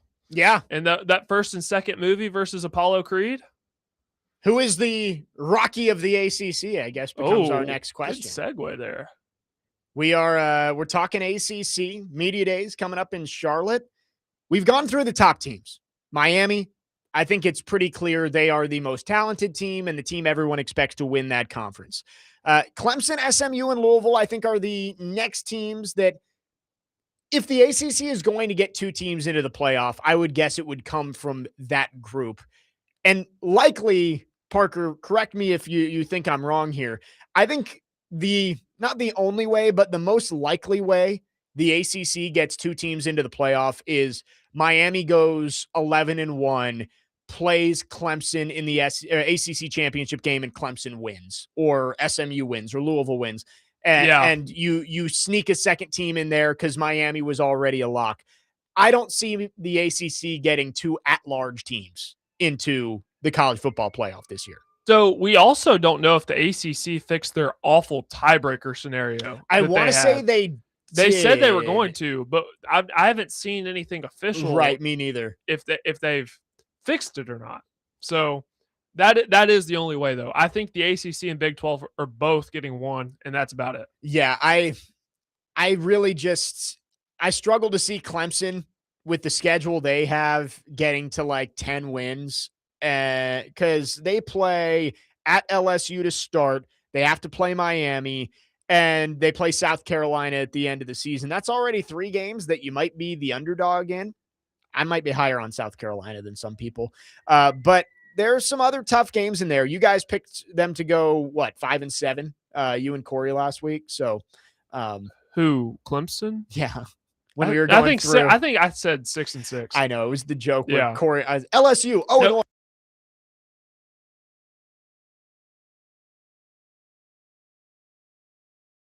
In Florida State, like, do you think that do you think they could be a dark horse here? Like Florida State, we were just talking about the blue chip ratios of these teams. Florida State, 41%. That's good for 17th in the country. Like, still clearly talent on that team, but it's been a disaster since they were left out of the playoff in the final year of the 4-team 3 seasons ago. Do you think that Florida State could enter into that second tier with Clemson, Louisville, and SMU? No, because their quarterback is Ashton Daniels, who they brought over from Auburn. And I'm just sorry. I don't believe in Ashton Daniels. So no. Ashton Daniels, I will say, so I did sideline for 1 game for Vandy football last year because Kevin had to do that was his best game. Basketball. Yeah, and I was on the sideline for that one. I was like, man, this Ashton Daniels kid, like, he's got some talent. I was a little surprised they didn't just go straight to Deuce Knight, though, when they made the change and fired Hugh Freeze. Just like go with the freshman and see what he can do. But no, I agree with you. I'm not a huge Ashton Daniels fan. The other teams that are kind of in the third tier, Virginia Tech, brought over a decent amount of talent from Penn State with James Franklin. Virginia, I mean, Virginia was 1 play away from going to the college football playoff last year, which I hate to say. It makes me want to throw up. But yeah, they were 1 play away from going to the college football playoff last year. I know they lost a decent amount. I'm blanking on their quarterback's name. Bo Pribula. Yes, Pribula from last year. But Chandler Morris. Yeah, Morris, who tried to sue for an extra year of eligibility. For a 7th year. But yeah, Pribula, he had his moments when he was with Missouri last year. So I think that's kind of your next tier. Maybe you throw Pitt in there as well. But those are the teams that it's like they would be real dark horses if they enter the fray for the ACC championship. I'd put NC State in there because they have their quarterback Bailey returning this year. I would throw Virginia Tech in there just because of the Franklin effect, and you bring over a lot of the Penn State guys.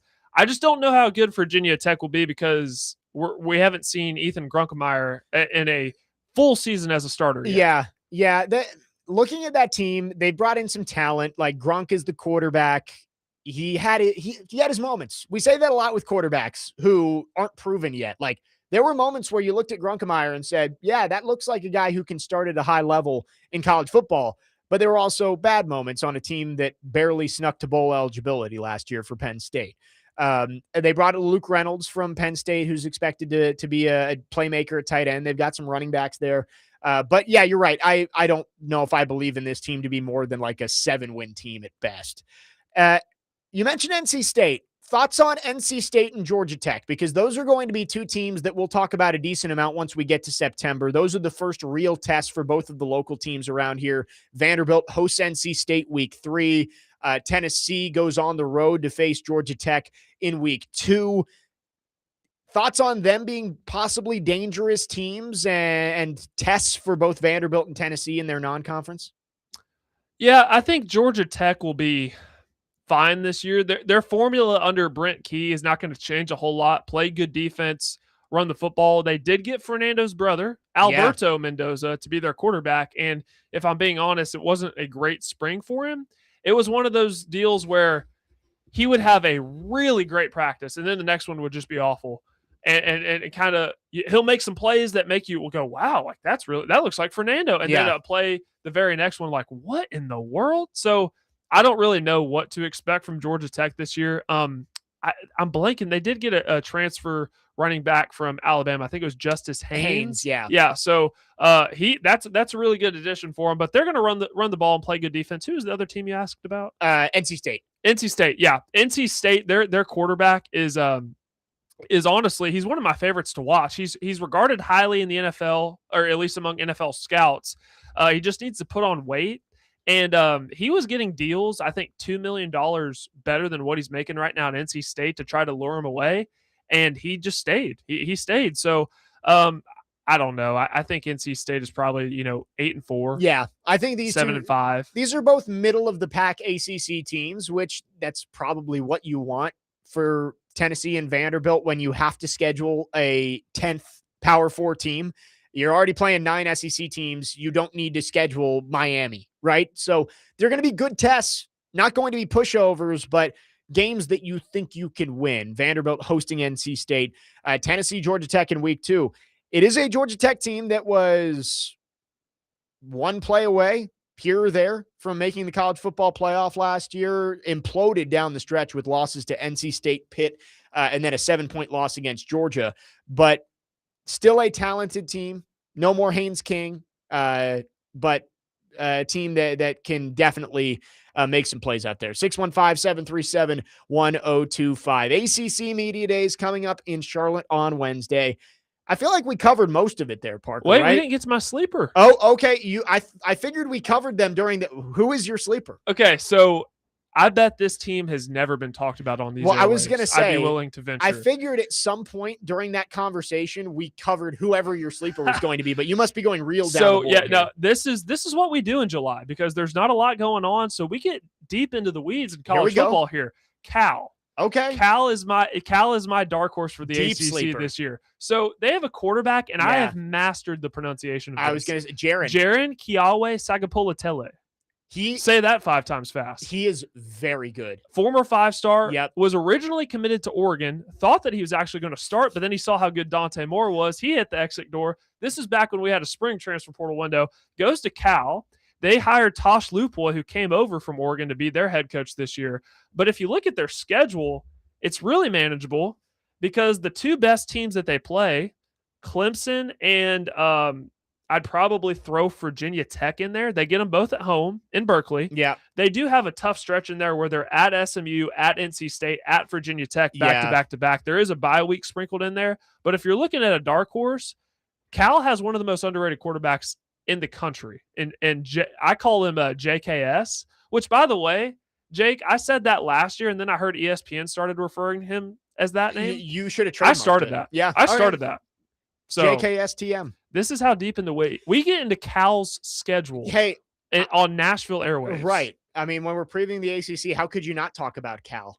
That's my sleeper, though. I like that. JKS, I remember watching they played Virginia Tech like on Halloween night or something like that. And I remember watching it, and he was so good. He was one of the players that I think everybody assumed he's going to be in the portal going somewhere else this year. And he didn't do it. He stuck with Cal. So even with Justin Wilcox getting fired. Right. Stuck around. I like that pick from you. I like that pick as the Cal Golden Bears being a possible sleeper in the ACC, the Atlantic Coast Conference. Yeah, it's the best.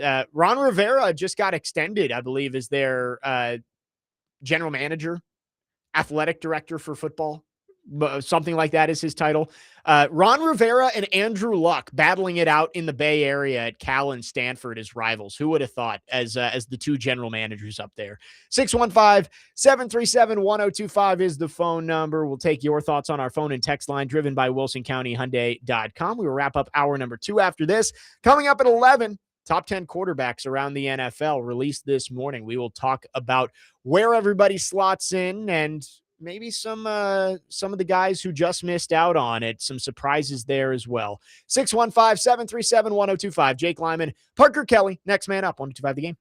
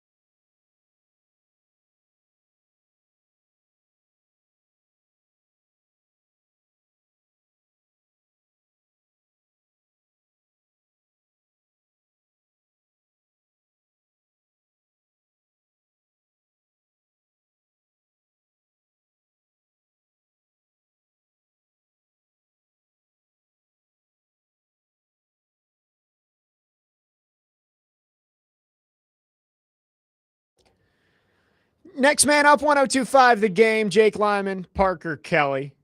Wrapping up hour number 2 here. Coming up at 11, we will get into the top 10 quarterbacks around the NFL. some surprises in there, some surprises towards the end. So that'll come up in hour number 3. Also, we'll talk some home run derby. Home run derby, one of my favorite non-game sporting events of the year. So we'll talk about that later in the show as well. A couple of odds and ends here I wanted to get to. MLB draft this weekend. Did you pay attention to that at all, Parker? I saw a couple picks, but no, I didn't pay too much attention. I watched the first 10 picks because it was on NBC. And it was, I think everybody kind of knew Chalowski was going to, or Rock Chalowski from was UCLA. it the White Sox? Yes, Yeah, no. went number 1. Rob Manfred did mispronounce his name. I feel okay mispronouncing it here and not in possibly the why does biggest that moment. not surprise me? He said Chalewski. Chalewski. Yeah. Marcus Mariota. Yeah, that one was bad. That one was really bad. Not as bad as was it Jamal Charles trying to announce one of the picks at the NFL draft a few years ago? Oh, it was just complete and utter nonsense. And I was questioning, like, can you read the card? But can you read the handwriting? MLB draft went on this weekend. A few Vandy boys, a few Vols got drafted. Both those teams had strong recruiting classes coming in. And I want to say both lost a few in the first round, but it looks like Vandy got a decent amount of their players through to campus. So this could be a big turnaround recruiting class for Tim Corbin and Vanderbilt. That's the one reason that I think it would be a good idea to go through with what the owners suggested and remove high school players from the draft is just, it would make college baseball such a better product. And these college baseball recruiting staffs wouldn't be putting so much effort into recruiting guys who just probably are never going to make it to campus. That would be great, but it was good to see. It looks like Vanderbilt got a decent amount of their players through. So we will see. Commodores trying to bounce back after missing the tournament this year. Yeah, so I was going to ask about that because college baseball is booming right now. It seems like it's always been pretty popular in the Southeast with the SEC being as good as it is, but it seems like it's starting to gain more traction nationally. If this proposal were to go into effect, obviously it would be great for college baseball, but what would that do for, guys like the guy on the Connor Griffin, because he went straight from high school to the MLB. So they would have to go play college baseball. Yeah. So, I mean, it just seems like we're seeing guys go through the college ranks and getting to the MLB a lot faster.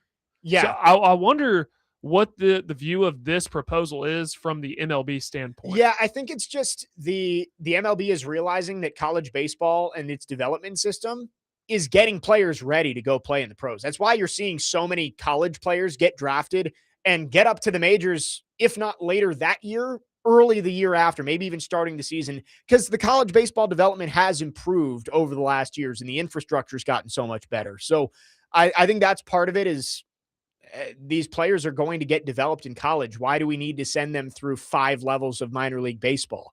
So we'll see, but that's always, I'm sure there's always some tense moments around college baseball this past weekend, just hoping that your players don't get picked and you can actually get them through to campus. Seahawks got sold for almost $10 billion this weekend. I mean, that it's just a crazy number, but it shouldn't be at this point, right? Like that's just where all of these things are going. It was kind of a jarring note that I saw from somebody. It might've been Bussin' with the Boys put it out, like putting $10 billion into context. It was only 19 of Patrick Mahomes' contracts, which I say only 19 and it's $10 billion, but it's like, man, Patrick Mahomes is getting a whole lot of money. The Seahawks are paying $10 billion, or the ownership group is paying $10 billion for the entire team of the Seahawks and all that comes with it. That could only buy you 19 Patrick Mahomes. It was so funny because I remember when that Patrick Mahomes contract first came out of he's getting $500 million, but if you looked at the contract, it wasn't great, but then they adjusted it. So I also thought it was funny when the Seahawks news came out. It's a part-time or a minority owner of the 49ers that I don't know how to pronounce the name. Yeah. That is buying the Seahawks. Yeah. So he had to divest his stake in the 49ers. I just thought it was funny. No, that is funny. It's like, oh, well, Seahawks just won the Super Bowl. Hopping from NFC West team to NFC West team. Bandwagon owner, if that exists. Last thing here. Shout out Justine Passat. Vanderbilt Commodore playing in the WNBA. She made her debut back on Saturday. 10 minutes off the bench, 19 points on 7 of 8 shooting and 5 of 6 from 3. In 10 minutes? 10 minutes All off right, the Justine. bench. She dropped 19 and hit 5 threes. That is a record for a debut in the WNBA. That's awesome. Who did she play for? The Aces. So she was drafted by the Fever, and the Fever kept her on the development list, which is kind of like the practice squad in football, where if another team is willing to sign you to their active roster, they can sign you off of it. So that's what the Aces did. They signed Justine off of the development list for the Fever. She comes in and in her first game scores 19 points in 10 minutes. Well, she's probably going to get more than 10 minutes the next game, you think? Well, I mean, the Aces are a really good team. They got Asia Wilson, she's the best player in the league. And seems like an upgrade, though, for her at least, going from the Fever to the and better situation. I mean, it's a coach that didn't want to use her, and now she goes over to Las Vegas where she can flourish a little bit more. It was fun to watch. It really was. She was awesome. And this is only the beginning for Vandy women's basketball in the WNBA. Right. Like, I think 5 or 6 years down the road, you're going to be looking, you're going to see Commodores left and right around the WNBA. Yeah, Michaela Blakes. Who's the other 5-star that they have? Olivia Jones, who is Jones. playing in the U17 Women's World Cup right now. So good luck to her. I believe they're, I want to say Czech Republic, somewhere in Europe. Okay. Maybe it's Africa, maybe Morocco. I'll have to check on that. But anyway, Justine came in after spending her freshman year at Tennessee and really worked hard to expand her game beyond just being a shooter. And she was such a key piece on the Sweet 16 team this past year. So shout out Justine for a phenomenal debut at the WNBA level. 615-737-1025 is the phone number. If you want to text or call, we've got one more hour left with you on this Monday morning. We've gone through the top 10 lists. If anybody's getting tired of it, don't worry. They're almost over. I think there's only 2 left after this one. 3 left. 3 left. But it's list season. And this is the mecca of list season. Off-ball linebackers. Wide receivers and safeties. Ooh. Those are the last 3. I'm excited for this wide receiver list. Yeah, me too. I'm excited for off-ball linebackers tomorrow, too. Maybe Cedric Gray sneaks in there. But quarterbacks is the one that everybody wants to talk about, and we will get to it coming up next. Who are the top 10 quarterbacks? Who got left off? Who fell? Who rose? Who stayed the same? We'll get into all of it coming up next. Jake Lyman, Parker Kelley, next man up, 102.5 The Game.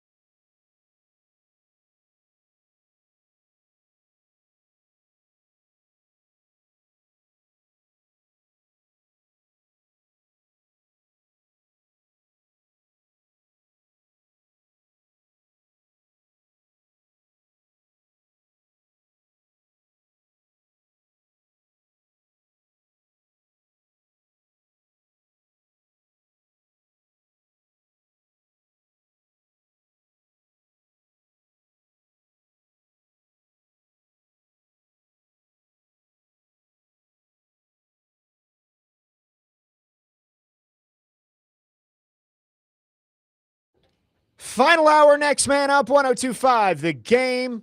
Jake Lyman, Parker Kelley with you, broadcasting from the Busy Bee Plumbing, Heating, and Air Conditioning Game Nashville studios, home of the $99 yearly Beehive membership, where the buzz is always about great service. Back into list season on this Reaction Monday, looking around for the top 10 quarterbacks in the NFL. Again, Jeremy Fowler puts together this list. He polls a whole bunch of executives, coaches, scouts around the league to rank the top 10 players at every position group. And today is quarterbacks, most important position in the league. I'm sure you've seen this, Parker. You know who number one is?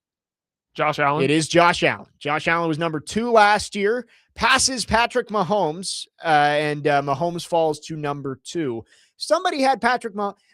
See, I'm so glad Jeremy Fowler puts out the highest ranking and the lowest ranking, because it infuriates me to see some of these people who are working in the league who clearly, either they're doing it as a joke or they don't watch the game.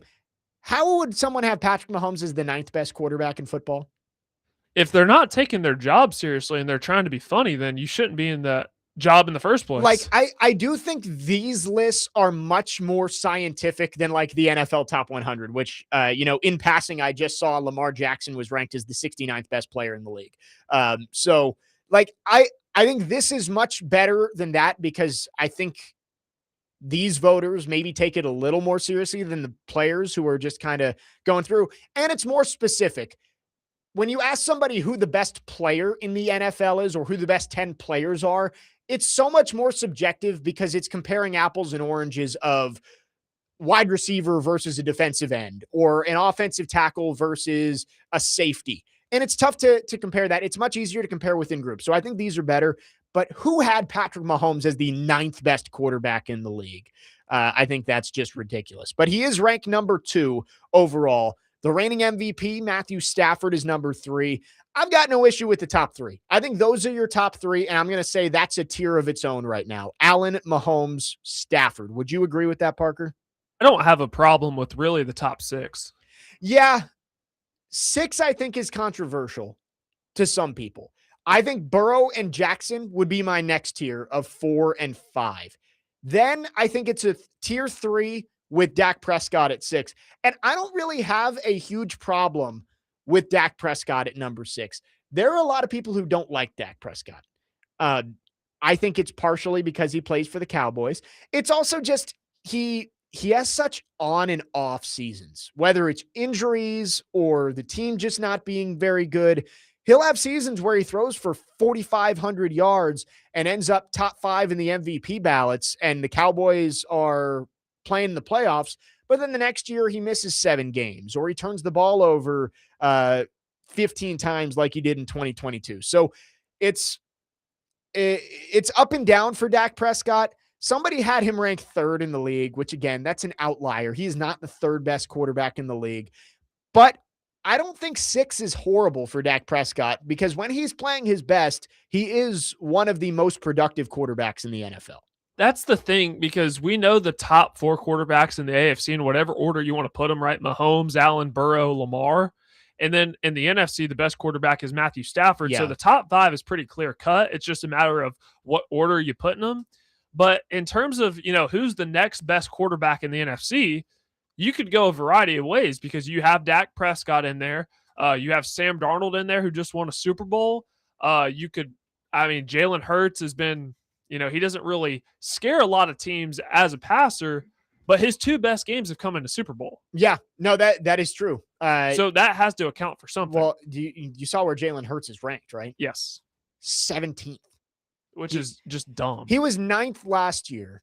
And Hurts took a step back this year. He did. And I think there's a question about, is he truly a great quarterback, or has he been on some great teams? And that, I think there's questions you ask about a lot of quarterbacks like that. But yeah, I'd probably put Jalen Hurts a little higher than that.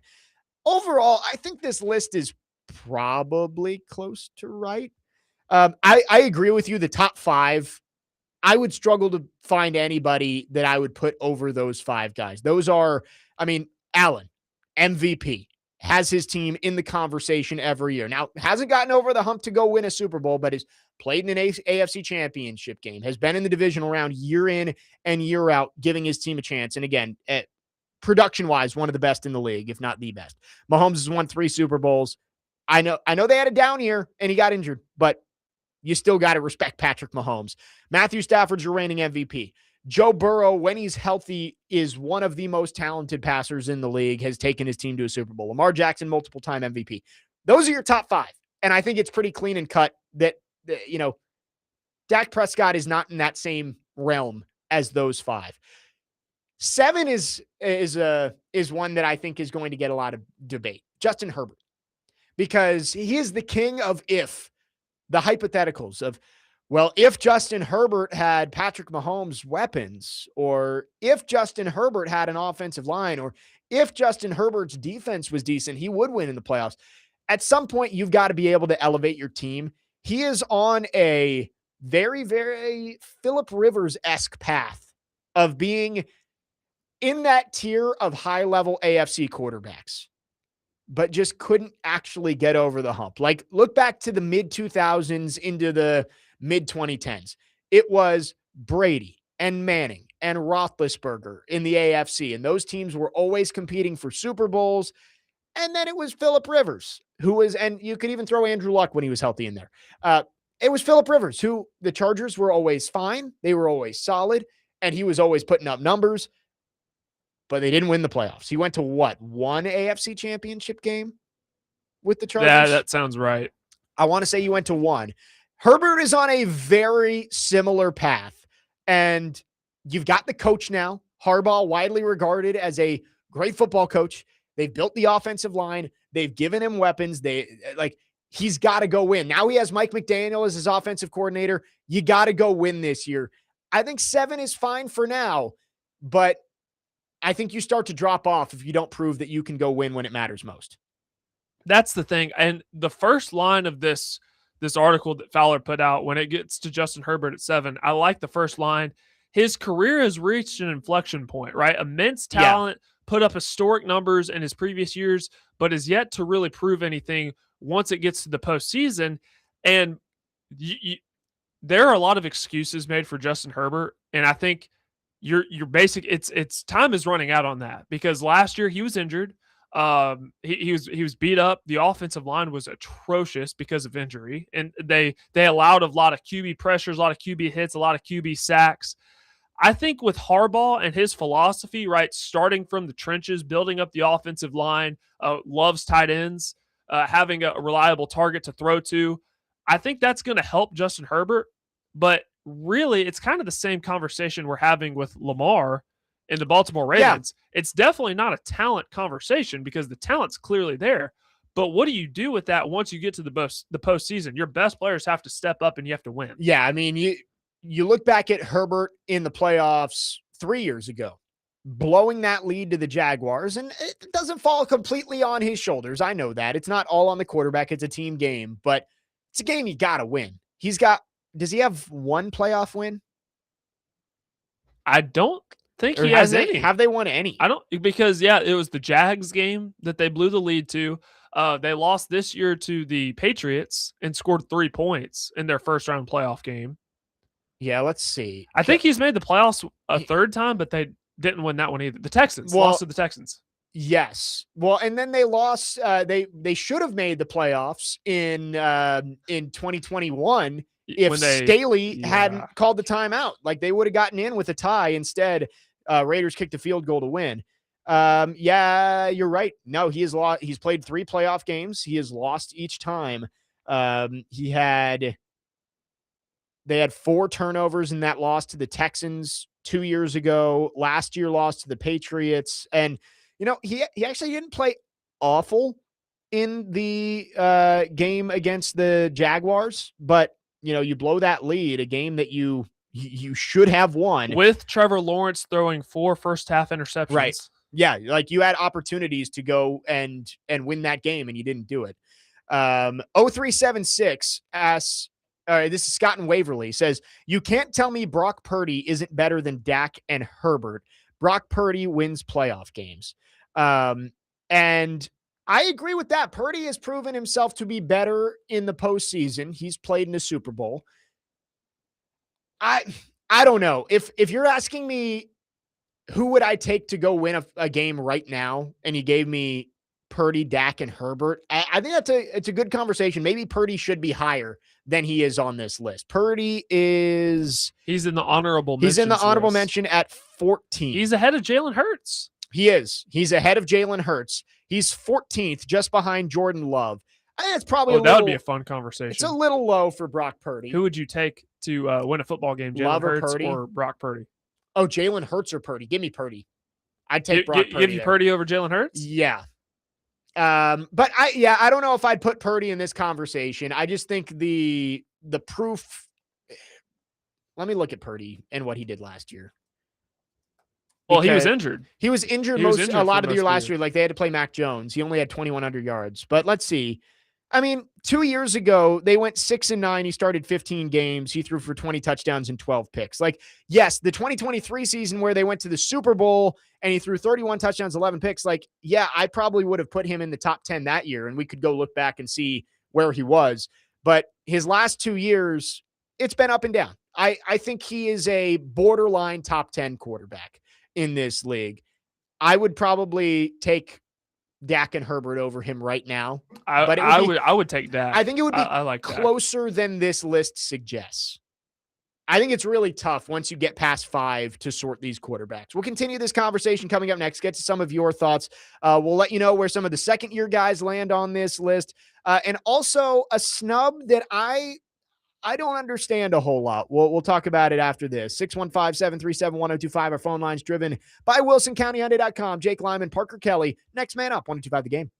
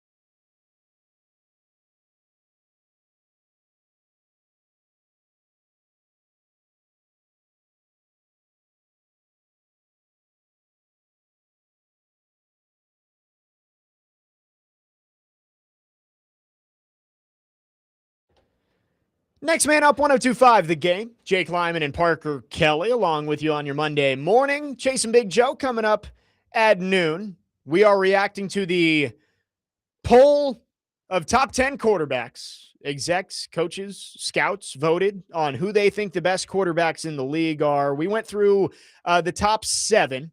Again, Josh Allen is number 1, Mahomes 2, Stafford 3, Burrow 4, Lamar Jackson 5, Dak Prescott 6, Justin Herbert 7. Drake May at number 8. I actually don't have a problem with it. He was a vote or two away from being the MVP last year. They went to the Super Bowl. I actually think this is about right. You're giving him credit for the great season he had while also recognizing that it's only year 2. They need to see more of it to put him in that conversation of being among the elite quarterbacks, but definitely deserves to be in the top 10 after the season he had. Yeah, it's like you have the top 6 and then 7 and 8 can be interchangeable. Like if you would have had Drake May ahead of Justin Herbert, I don't think I would have had a problem with it. But I was just telling you in between the break, like I'd like the list. I would have changed some things at 9 and 10. Like I think not having Sam Darnold in there is the one glaring issue with this list. He deserves to be 9 or 10. I mean, Jared Goff's at 9, Caleb Williams at 10. I like Caleb, but he didn't even complete 60% of his passes. I know they had the clutch I think it was 7 game-winning drives by Caleb Williams, which is awesome. And if his career continues on this trajectory under Ben Johnson, he's going to be fine. Yeah. But right now, Sam Darnold has to be in that list. And then I might have included Jordan Love. Yeah, those were 2 of the ones just outside. Sam Darnold finishes 11th, Goff 9, Caleb Williams 10, then Jaden Daniels 12, Jordan Love 13. I agree with you. I think it gets very hazy when you get to the back end of this top 10. The top 5 are kind of cut and dry. I think it's about right with Dak, Herbert, and May at 8. But you could tell me 9 through 14 were in any order, and I probably would believe you. Like Goff, Williams, Darnold, Daniels, Love, Purdy. Those 6, it's very close when you're trying to separate those guys. No, absolutely. And that conversation that we were having about who would you take right now, Jalen Hurts or Brock Purdy? Brock Purdy was able to lead his team to a Super Bowl. He's had a lot of success after being Mr. Irrelevant under Kyle Shanahan. But Jalen Hurts, it's just hard to – that's why having him at 17 makes zero sense to me, because even if he doesn't scare you as a passer, even if there are a lot of questions, look, he's had 9 different offensive coordinators his last 9 years playing football. Yeah. And his 2 best games have come in a Super Bowl, and he's won one. That has to account for something. Yeah, I agree. I think there's some recency bias with Hurts. Now, I've never been a huge Jalen Hurts fan, but I agree with you. His 2 best games have come in Super Bowls. He is a Super Bowl champion. So I probably would have slid Hurts up probably a few spots, maybe like 15th. I'm not clamoring for him to be in the top 10. Yeah. But at 17? Yeah. That's crazy. Overall, the list is fine. Here's how I probably would have changed it. I'll leave the top 8 as is, although I might have flip-flopped May and Herbert, like you said. I think I would go Darnold 9. I'll go Love 10. I think it boils down to Love or Goff at 10. Yeah. And then I think you're like Purdy, Daniels, Williams are all kind of in the same tier.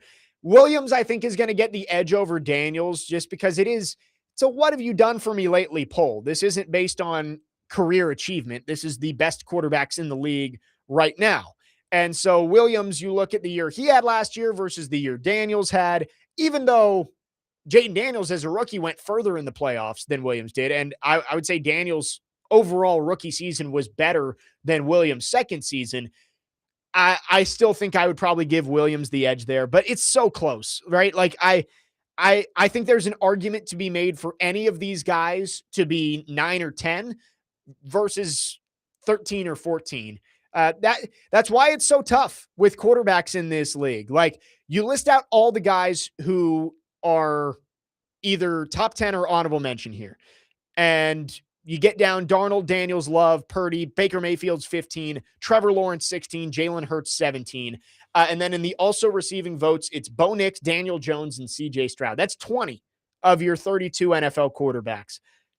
Is there anybody else outside of those 20 that you're like, yeah, they deserve to, like, that team should feel great about what they have at quarterback?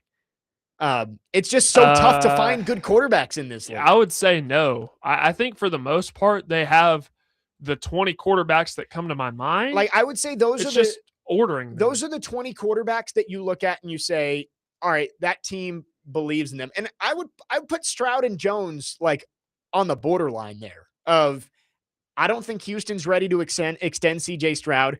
The Colts gave Daniel Jones the 2-year deal, but I think it was, I mean, coming off the Achilles injury, they were not super thrilled about that, I'm sure, but it was like, what else are you going to do?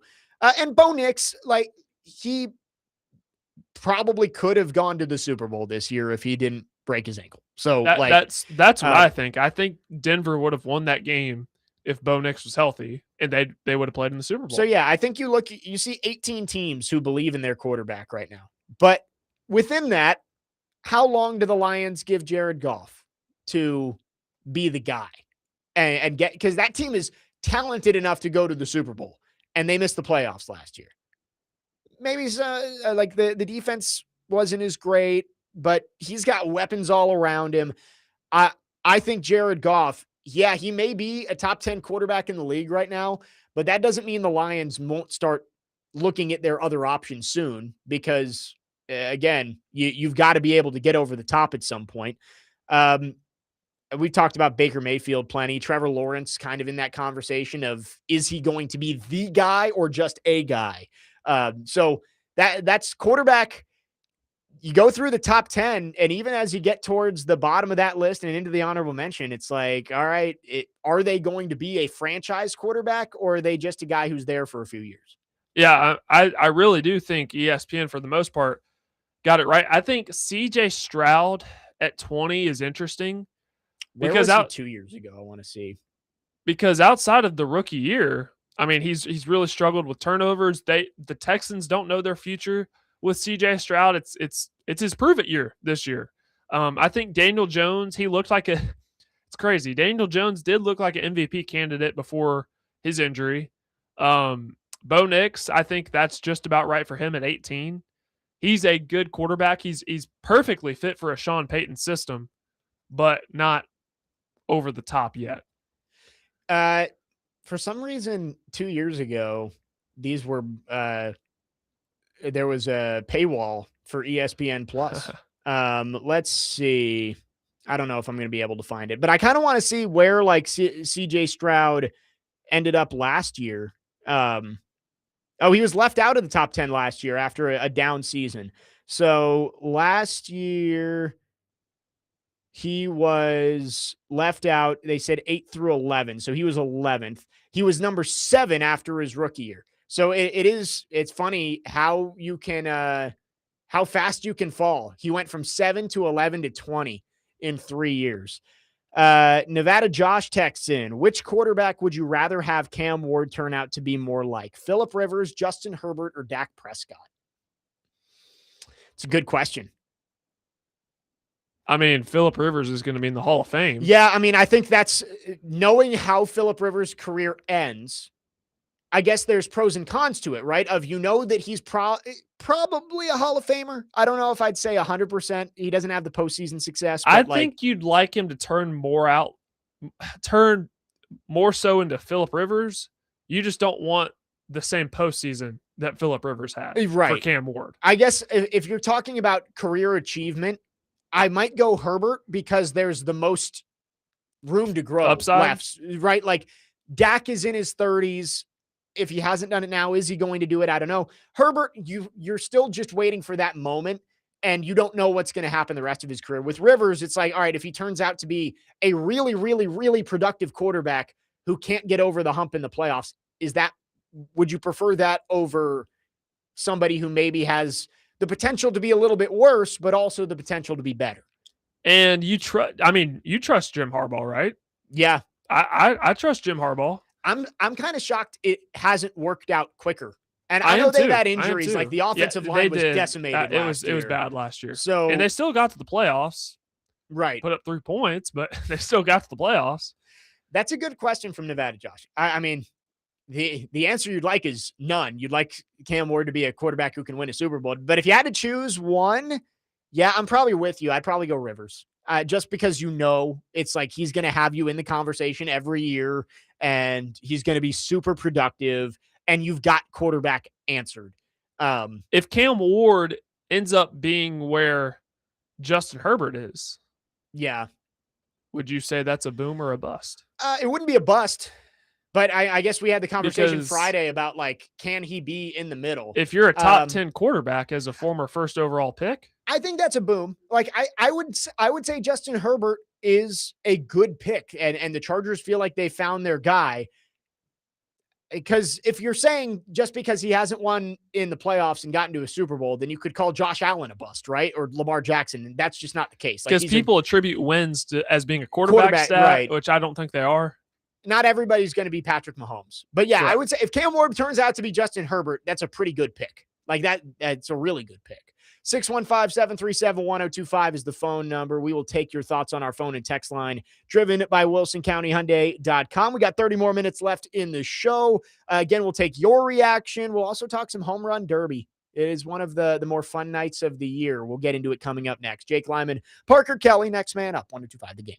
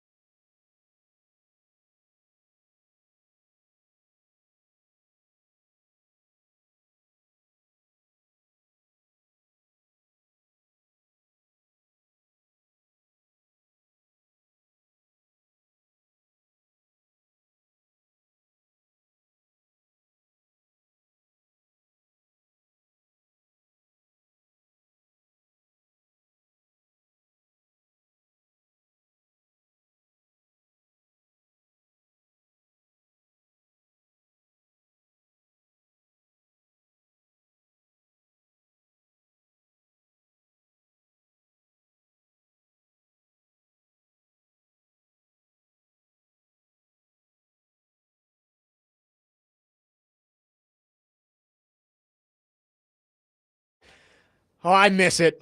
I miss Chris Berman. Back. It was one of the best parts of the home run derby. It's going to be on Netflix. By the way, Jake Lyman, Parker Kelley, next man up. Got 2 more segments with you. Talking home run derby tonight in Philadelphia. It's on Netflix tonight. Parker, I'm not a fan of the streamification of sports. I'm not either, Jake. I'm going to be honest. I don't even have Netflix. Oh, yeah, you're gonna have to. I may have to mooch off of someone. They've cracked down on that. The password sharing is not. I guess you can get a code or something of like traveling. I don't know what it is, but I am out of the house right now. Yeah, I mean, I get this is how it's going to go. I have seen that Netflix is announcing that they're going to start putting channels up where they just constantly have stuff of the same genre. So like you can watch sitcoms on one channel and you can watch dramas on another or movies. It's like, wow, we are slowly getting back to just the creation of cable TV all over again. Time is a flat circle. Like we all just end up at the same spot. Everyone wanted on-demand streaming, and now it's like, all right, we're going to get back to channels. And eventually it's just going to go back to cable TV. I would like to know how many people in the audience listening right now are sick of it as well, because it seems to be one of the primary complaints for a lot of sports fans, myself included. It's tough for we talked about the UFC fight being on Paramount Plus. It's like if you want to watch all of sports these days, you've got to have a whole bunch of streaming services. And I know that they've tried to make some of it easier, like Sunday Night Baseball, when it gets run over with golf, it's not just on Peacock, it's on NBC Sports Network. And so like there's ways they've tried to make it easier. By the way, off topic, love what the Preds are doing of putting games over the air, because there were times last year where it was tough for me to get the FanDuel stuff to work. And I think that was a constant complaint from fans who all across the country, whether it's baseball, basketball, hockey, trying to watch on Bally or FanDuel or whatever it was, the regional sports networks. It sucked. And having an over-the-air channel that is going to carry Preds games is one of the best things that a pro team has done in a long time, of just making it easier for your fans to find your games. It seems simple, but it hasn't been that way for a lot of people. No, because I mean, a lot of people in the area who are Braves fans, they run into this issue a lot where the games are blacked out, right? And you can't watch. You can't get MLB TV. I guess you can buy Braves Vision, which is like their market ability to watch it outside. Well, there have been people who, because sometimes when the games are not on Braves Vision and they're on Fox or they're on NBC exclusively and they're blacked out in the area, still you can't watch. Because I know they ran into this issue, I think it was a couple weeks ago, where the Cubs and Braves were playing at the same time. On Fox. Both games were on Fox, and the Cubs were on Fox instead of the Braves. Yeah. And there was no way to watch the Braves if you wanted to watch them. Yeah. No, it's ridiculous that everything is going on streaming, and the NFL has been the main contributor to this problem of, on Thursdays games are on Prime, and then the Friday games are on Netflix, and special games on Peacock. It's like it's getting to be too much. But the Derby tonight, I mean, I have Netflix and I will watch it, but I know ESPN basically got rid of their stake in baseball, but like, man, with Berman, they did such a great job with it. I miss those derbies. Like that's childhood right there, is sitting there on a July Monday night and watching Chris Berman call the home run derby. It was electric. I mean, I'll remember back to Josh Hamilton at Yankee Stadium. That was one of the greatest performances I've ever seen in the Derby. I remember Prince Fielder and Jose Bautista going at it in Kansas City. Like those are great memories. And maybe Netflix is going to do a great job with it, but I guess we'll have to wait and see. I do like they have changed the format back, which is great. It is no longer timed. I hated the timing. I love the old format where you got 10 outs. And if you keep hitting the home runs, you can go on forever, but you got 10 outs and then you were done. And I don't know if they're doing the bracket this time. I'm not sure. No, it's the top 4 home run totals from the first round. Then it's a bracket. Okay. Fine with that. Yeah. That's how they used to do it too. I hated the bracket format where you'd get one would face 8 just based on how many home runs they've hit. And they'd both hit 20 home runs or something like that, which would be the two best totals, but one of them has to be out because it's a bracket format. So at the very least, it's the top 4 out of 8 tonight. And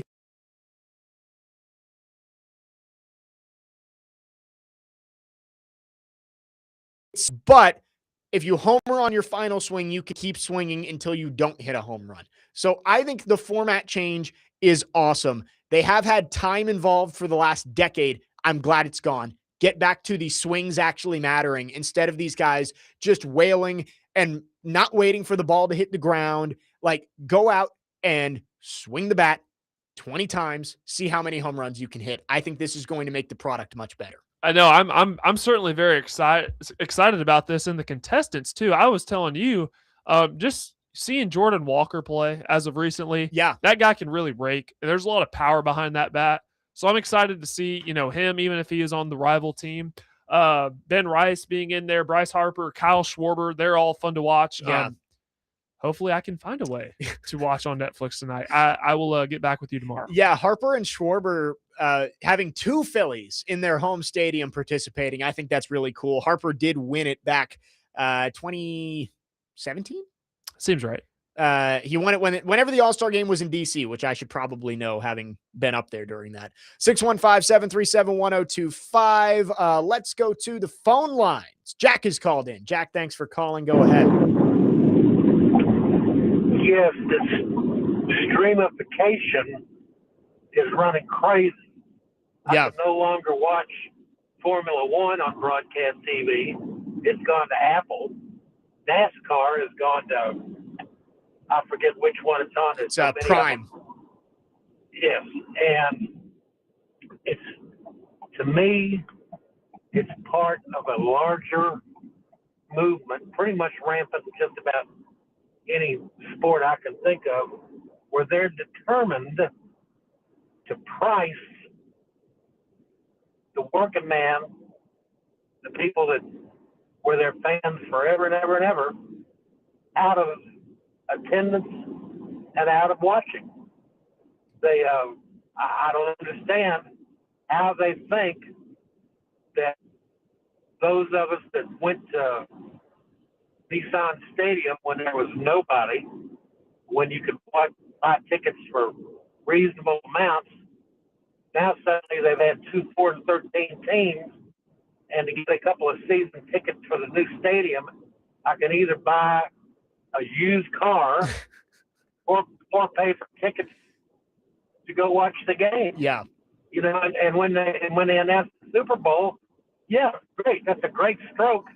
And of course, I know there's no way I could afford tickets to that. But by then, I'm sure it'll be on some kind of streaming thing. Yeah. So it's just overall, if you can go to the steeplechase, you're good. If you work for a living, it's getting harder and harder to want to support these teams because they want to skin me alive. Yeah, I agree with you, Jack. I mean, it's getting more expensive, like you said, to go to games, to watch games. The streaming stuff. It's the home run derby. It's not like it's the Super Bowl, so I can't make a huge deal out of it. And these streaming services are trying to get more premier events that they can sell. They're raising the subscription prices, so it's like they got to have something to make it worth it, or people aren't going to subscribe. So I get it. It's about the money. And Jack, I think, made a lot of good points there about the prices to get into games too, not just having to watch them on Netflix and Prime and Peacock and whatever it is. I think the biggest frustration for a lot of people is, NFL's king of this country. We all know that. If you wanted to watch every single NFL game this season, the amount of subscriptions you'd have to have, right? Because you have a CBS in there. You have Fox, NBC, ESPN, Peacock, Netflix, Amazon Prime, and the list goes on and on and on. ESPN Unlimited's making their way in there if you wanted to watch the preseason. It's crazy. No, it is true. There's no need for Red Zone's in there. The Sunday Ticket. Well, yeah, because Sunday Ticket is now YouTube TV, so that's another subscription that you need. So it's just crazy. It's a lot. And the Home Run Derby on Netflix tonight, Parker, we're going to need your adventure tomorrow morning of how you were able to watch, if you were able to watch. I will try to find a way. I'm determined on making it happen because I do want to watch. I'm interested in it. Yeah, no, I may have to go over to a friend's house. It looks like a really good field this year. You listed off the names, and Walker, Harper, Schwarber, Munetaka Murakami, who has had a great rookie year with the White Sox, Ben Rice with the Yankees. So looks like it's going to be fun in Philly. All-Star game is tomorrow night. We'll make our picks for the Home Run Derby coming up next. We'll wrap up the show after this. 615-737-1025. Last call for phones. Jake Lyman, Parker Kelley, next man up. 1025 The Game.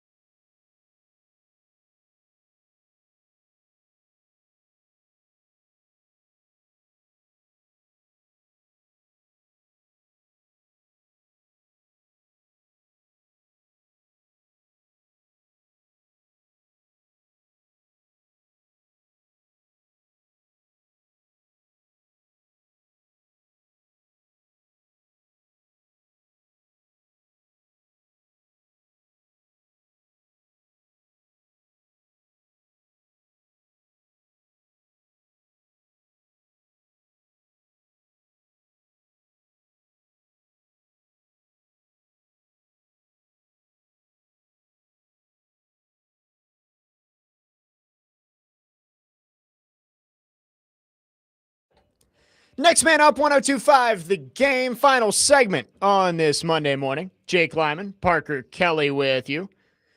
Chase and Big Joe coming up after us at noon.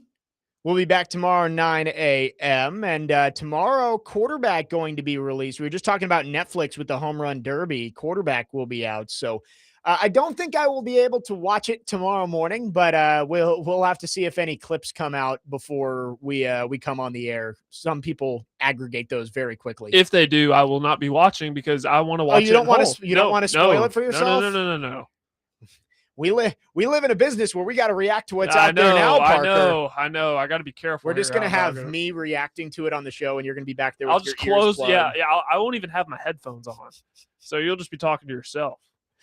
So that's coming up tomorrow. I agree. I do want to watch it all the way through. So, but you'll have to figure out your Netflix that is true. issue I got a predicament on my hands. You do.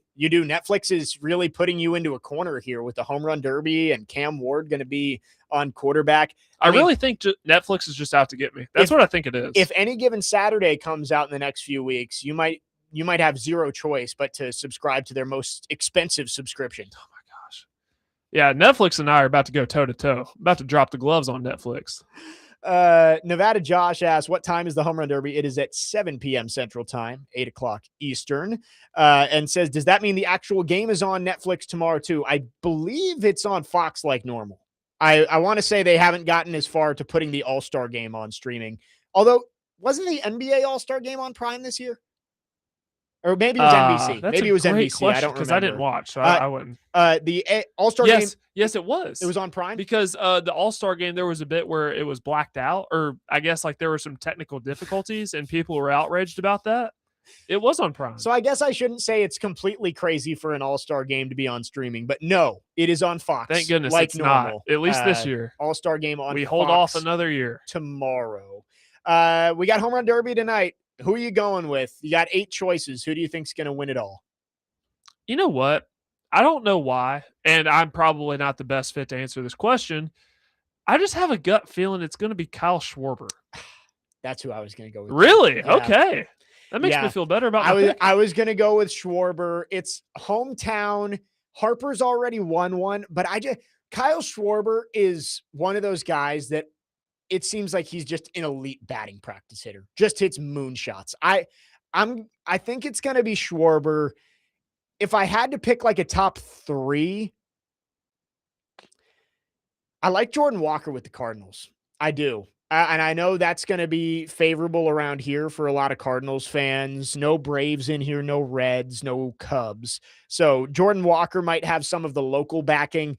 I like Walker. I like Junior Caminero with the Rays too. Like, I think those might be my 3 to win it. Schwarber, Walker, Caminero, but I'll go Schwarber too. We'll be on the same page here for once of who we think's going to win something. Can't believe it. We got some agreement. That makes me feel better about my pick because I wasn't sure. But I just have a feeling it's going to be Schwarber. Does he not lead Major League Baseball in home runs? I want to say he does. Or at least there was a significant I know, like Byron Buxton has a ton. It is Schwarber. 32 home runs. Buxton must have gotten hurt. Oh, yeah, he did. Yordan Alvarez has 31. Ben Rice has 29. Caminero, 28. So you got some heavy hitters in the lineup tonight in Philly. You know what's crazy?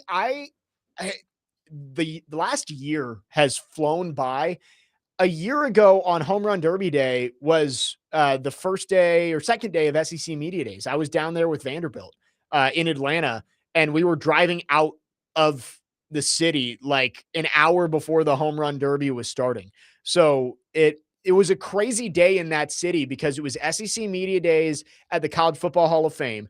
Beyonce was playing was playing at Mercedes-Benz Stadium. And then you had the Home Run Derby and all the All-Star festivities out at the Battery at Truist Park. So just crazy week, Monday night in Atlanta last year. I can't not believe that was a year ago. Yeah, that was also the year. Yeah, no, that was the year Beyonce was performing. I remember that. I do remember that. What I can't believe it. Time's flying by. Time is flying. I mean, I can't believe that was a year ago. And Home Run Derby. Cal Raleigh won it last year, and he has really struggled this season. Yeah. But looks like it's great going to be season for him last year, though. Yeah, he was awesome with the Mariners. This is going to be a fun Home Run Derby. Netflix, 7 o'clock Central Time tonight. And it's typically, this is one of the worst sports weeks of the year because you get Home Run Derby on Monday, you get the All-Star game tomorrow, but then Wednesday and Thursday, not only is there no other sports, there's no baseball either. Like, that's widely known. Wednesday and Thursday after the All-Star game are typically the worst sports days of the year, but The World Cup does save us from one of those days. England, Argentina is going to be on Wednesday. So at the very least, there's something going on this week other than the All-Star game to keep us afloat. But yeah, it is one of the toughest sports weeks of the year because there is literally nothing going on for 2 days. I'm very thankful for the World Cup because I told you last week that once March Madness ends and the national championship game is being played, I really get the strong itch for football season.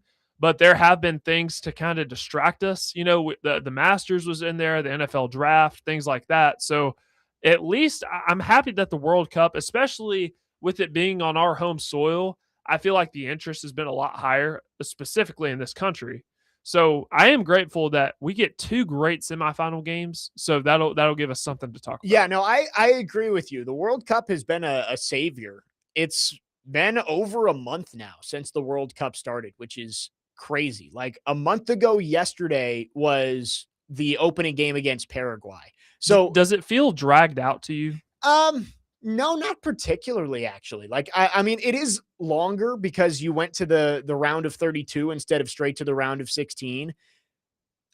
Maybe the last couple of days between the quarterfinals and the semis, and then you're going to get a few days off between the semifinals and the third place game on Saturday in Miami. But I feel like it's been pretty consistent, but it does feel it's a month of soccer, which has been really helpful because again, you're right. We're itching for football season. This is at least given something to, quell the buzz a little bit for that. It seems like we've had more content to talk about than in previous years at this point in time. Yeah. Yeah. And we're less than 2 weeks away from rookies reporting to training camp.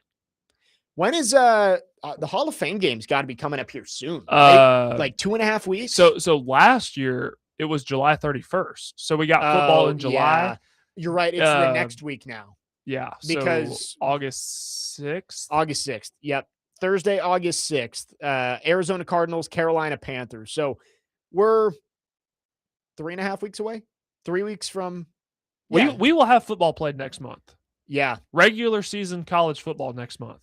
Yeah, you're right. Starting in week 0 in Dublin. Right. Because apparently North Carolina and TCU don't have home football stadiums. Yeah, it's the rematch of last year's TCU UNC game, which was Bill Belichick's debut. I remember everybody was locked in on that game. It was a Monday night in Chapel Hill. They did like 4 different feature stories on Bill Belichick, and he just got smacked by the Horned Frogs, like just absolutely run out of their own building. We'll see. Did the Tar Heels take a step forward in year 2 under Bill Belichick? But you're right. We are getting there. We are getting there. We are 3 weeks away from preseason football, and we are about 6 weeks away from actual football coming up in college football. 615-737-1025 is our phone number. Appreciate everybody who chimed in on the text line.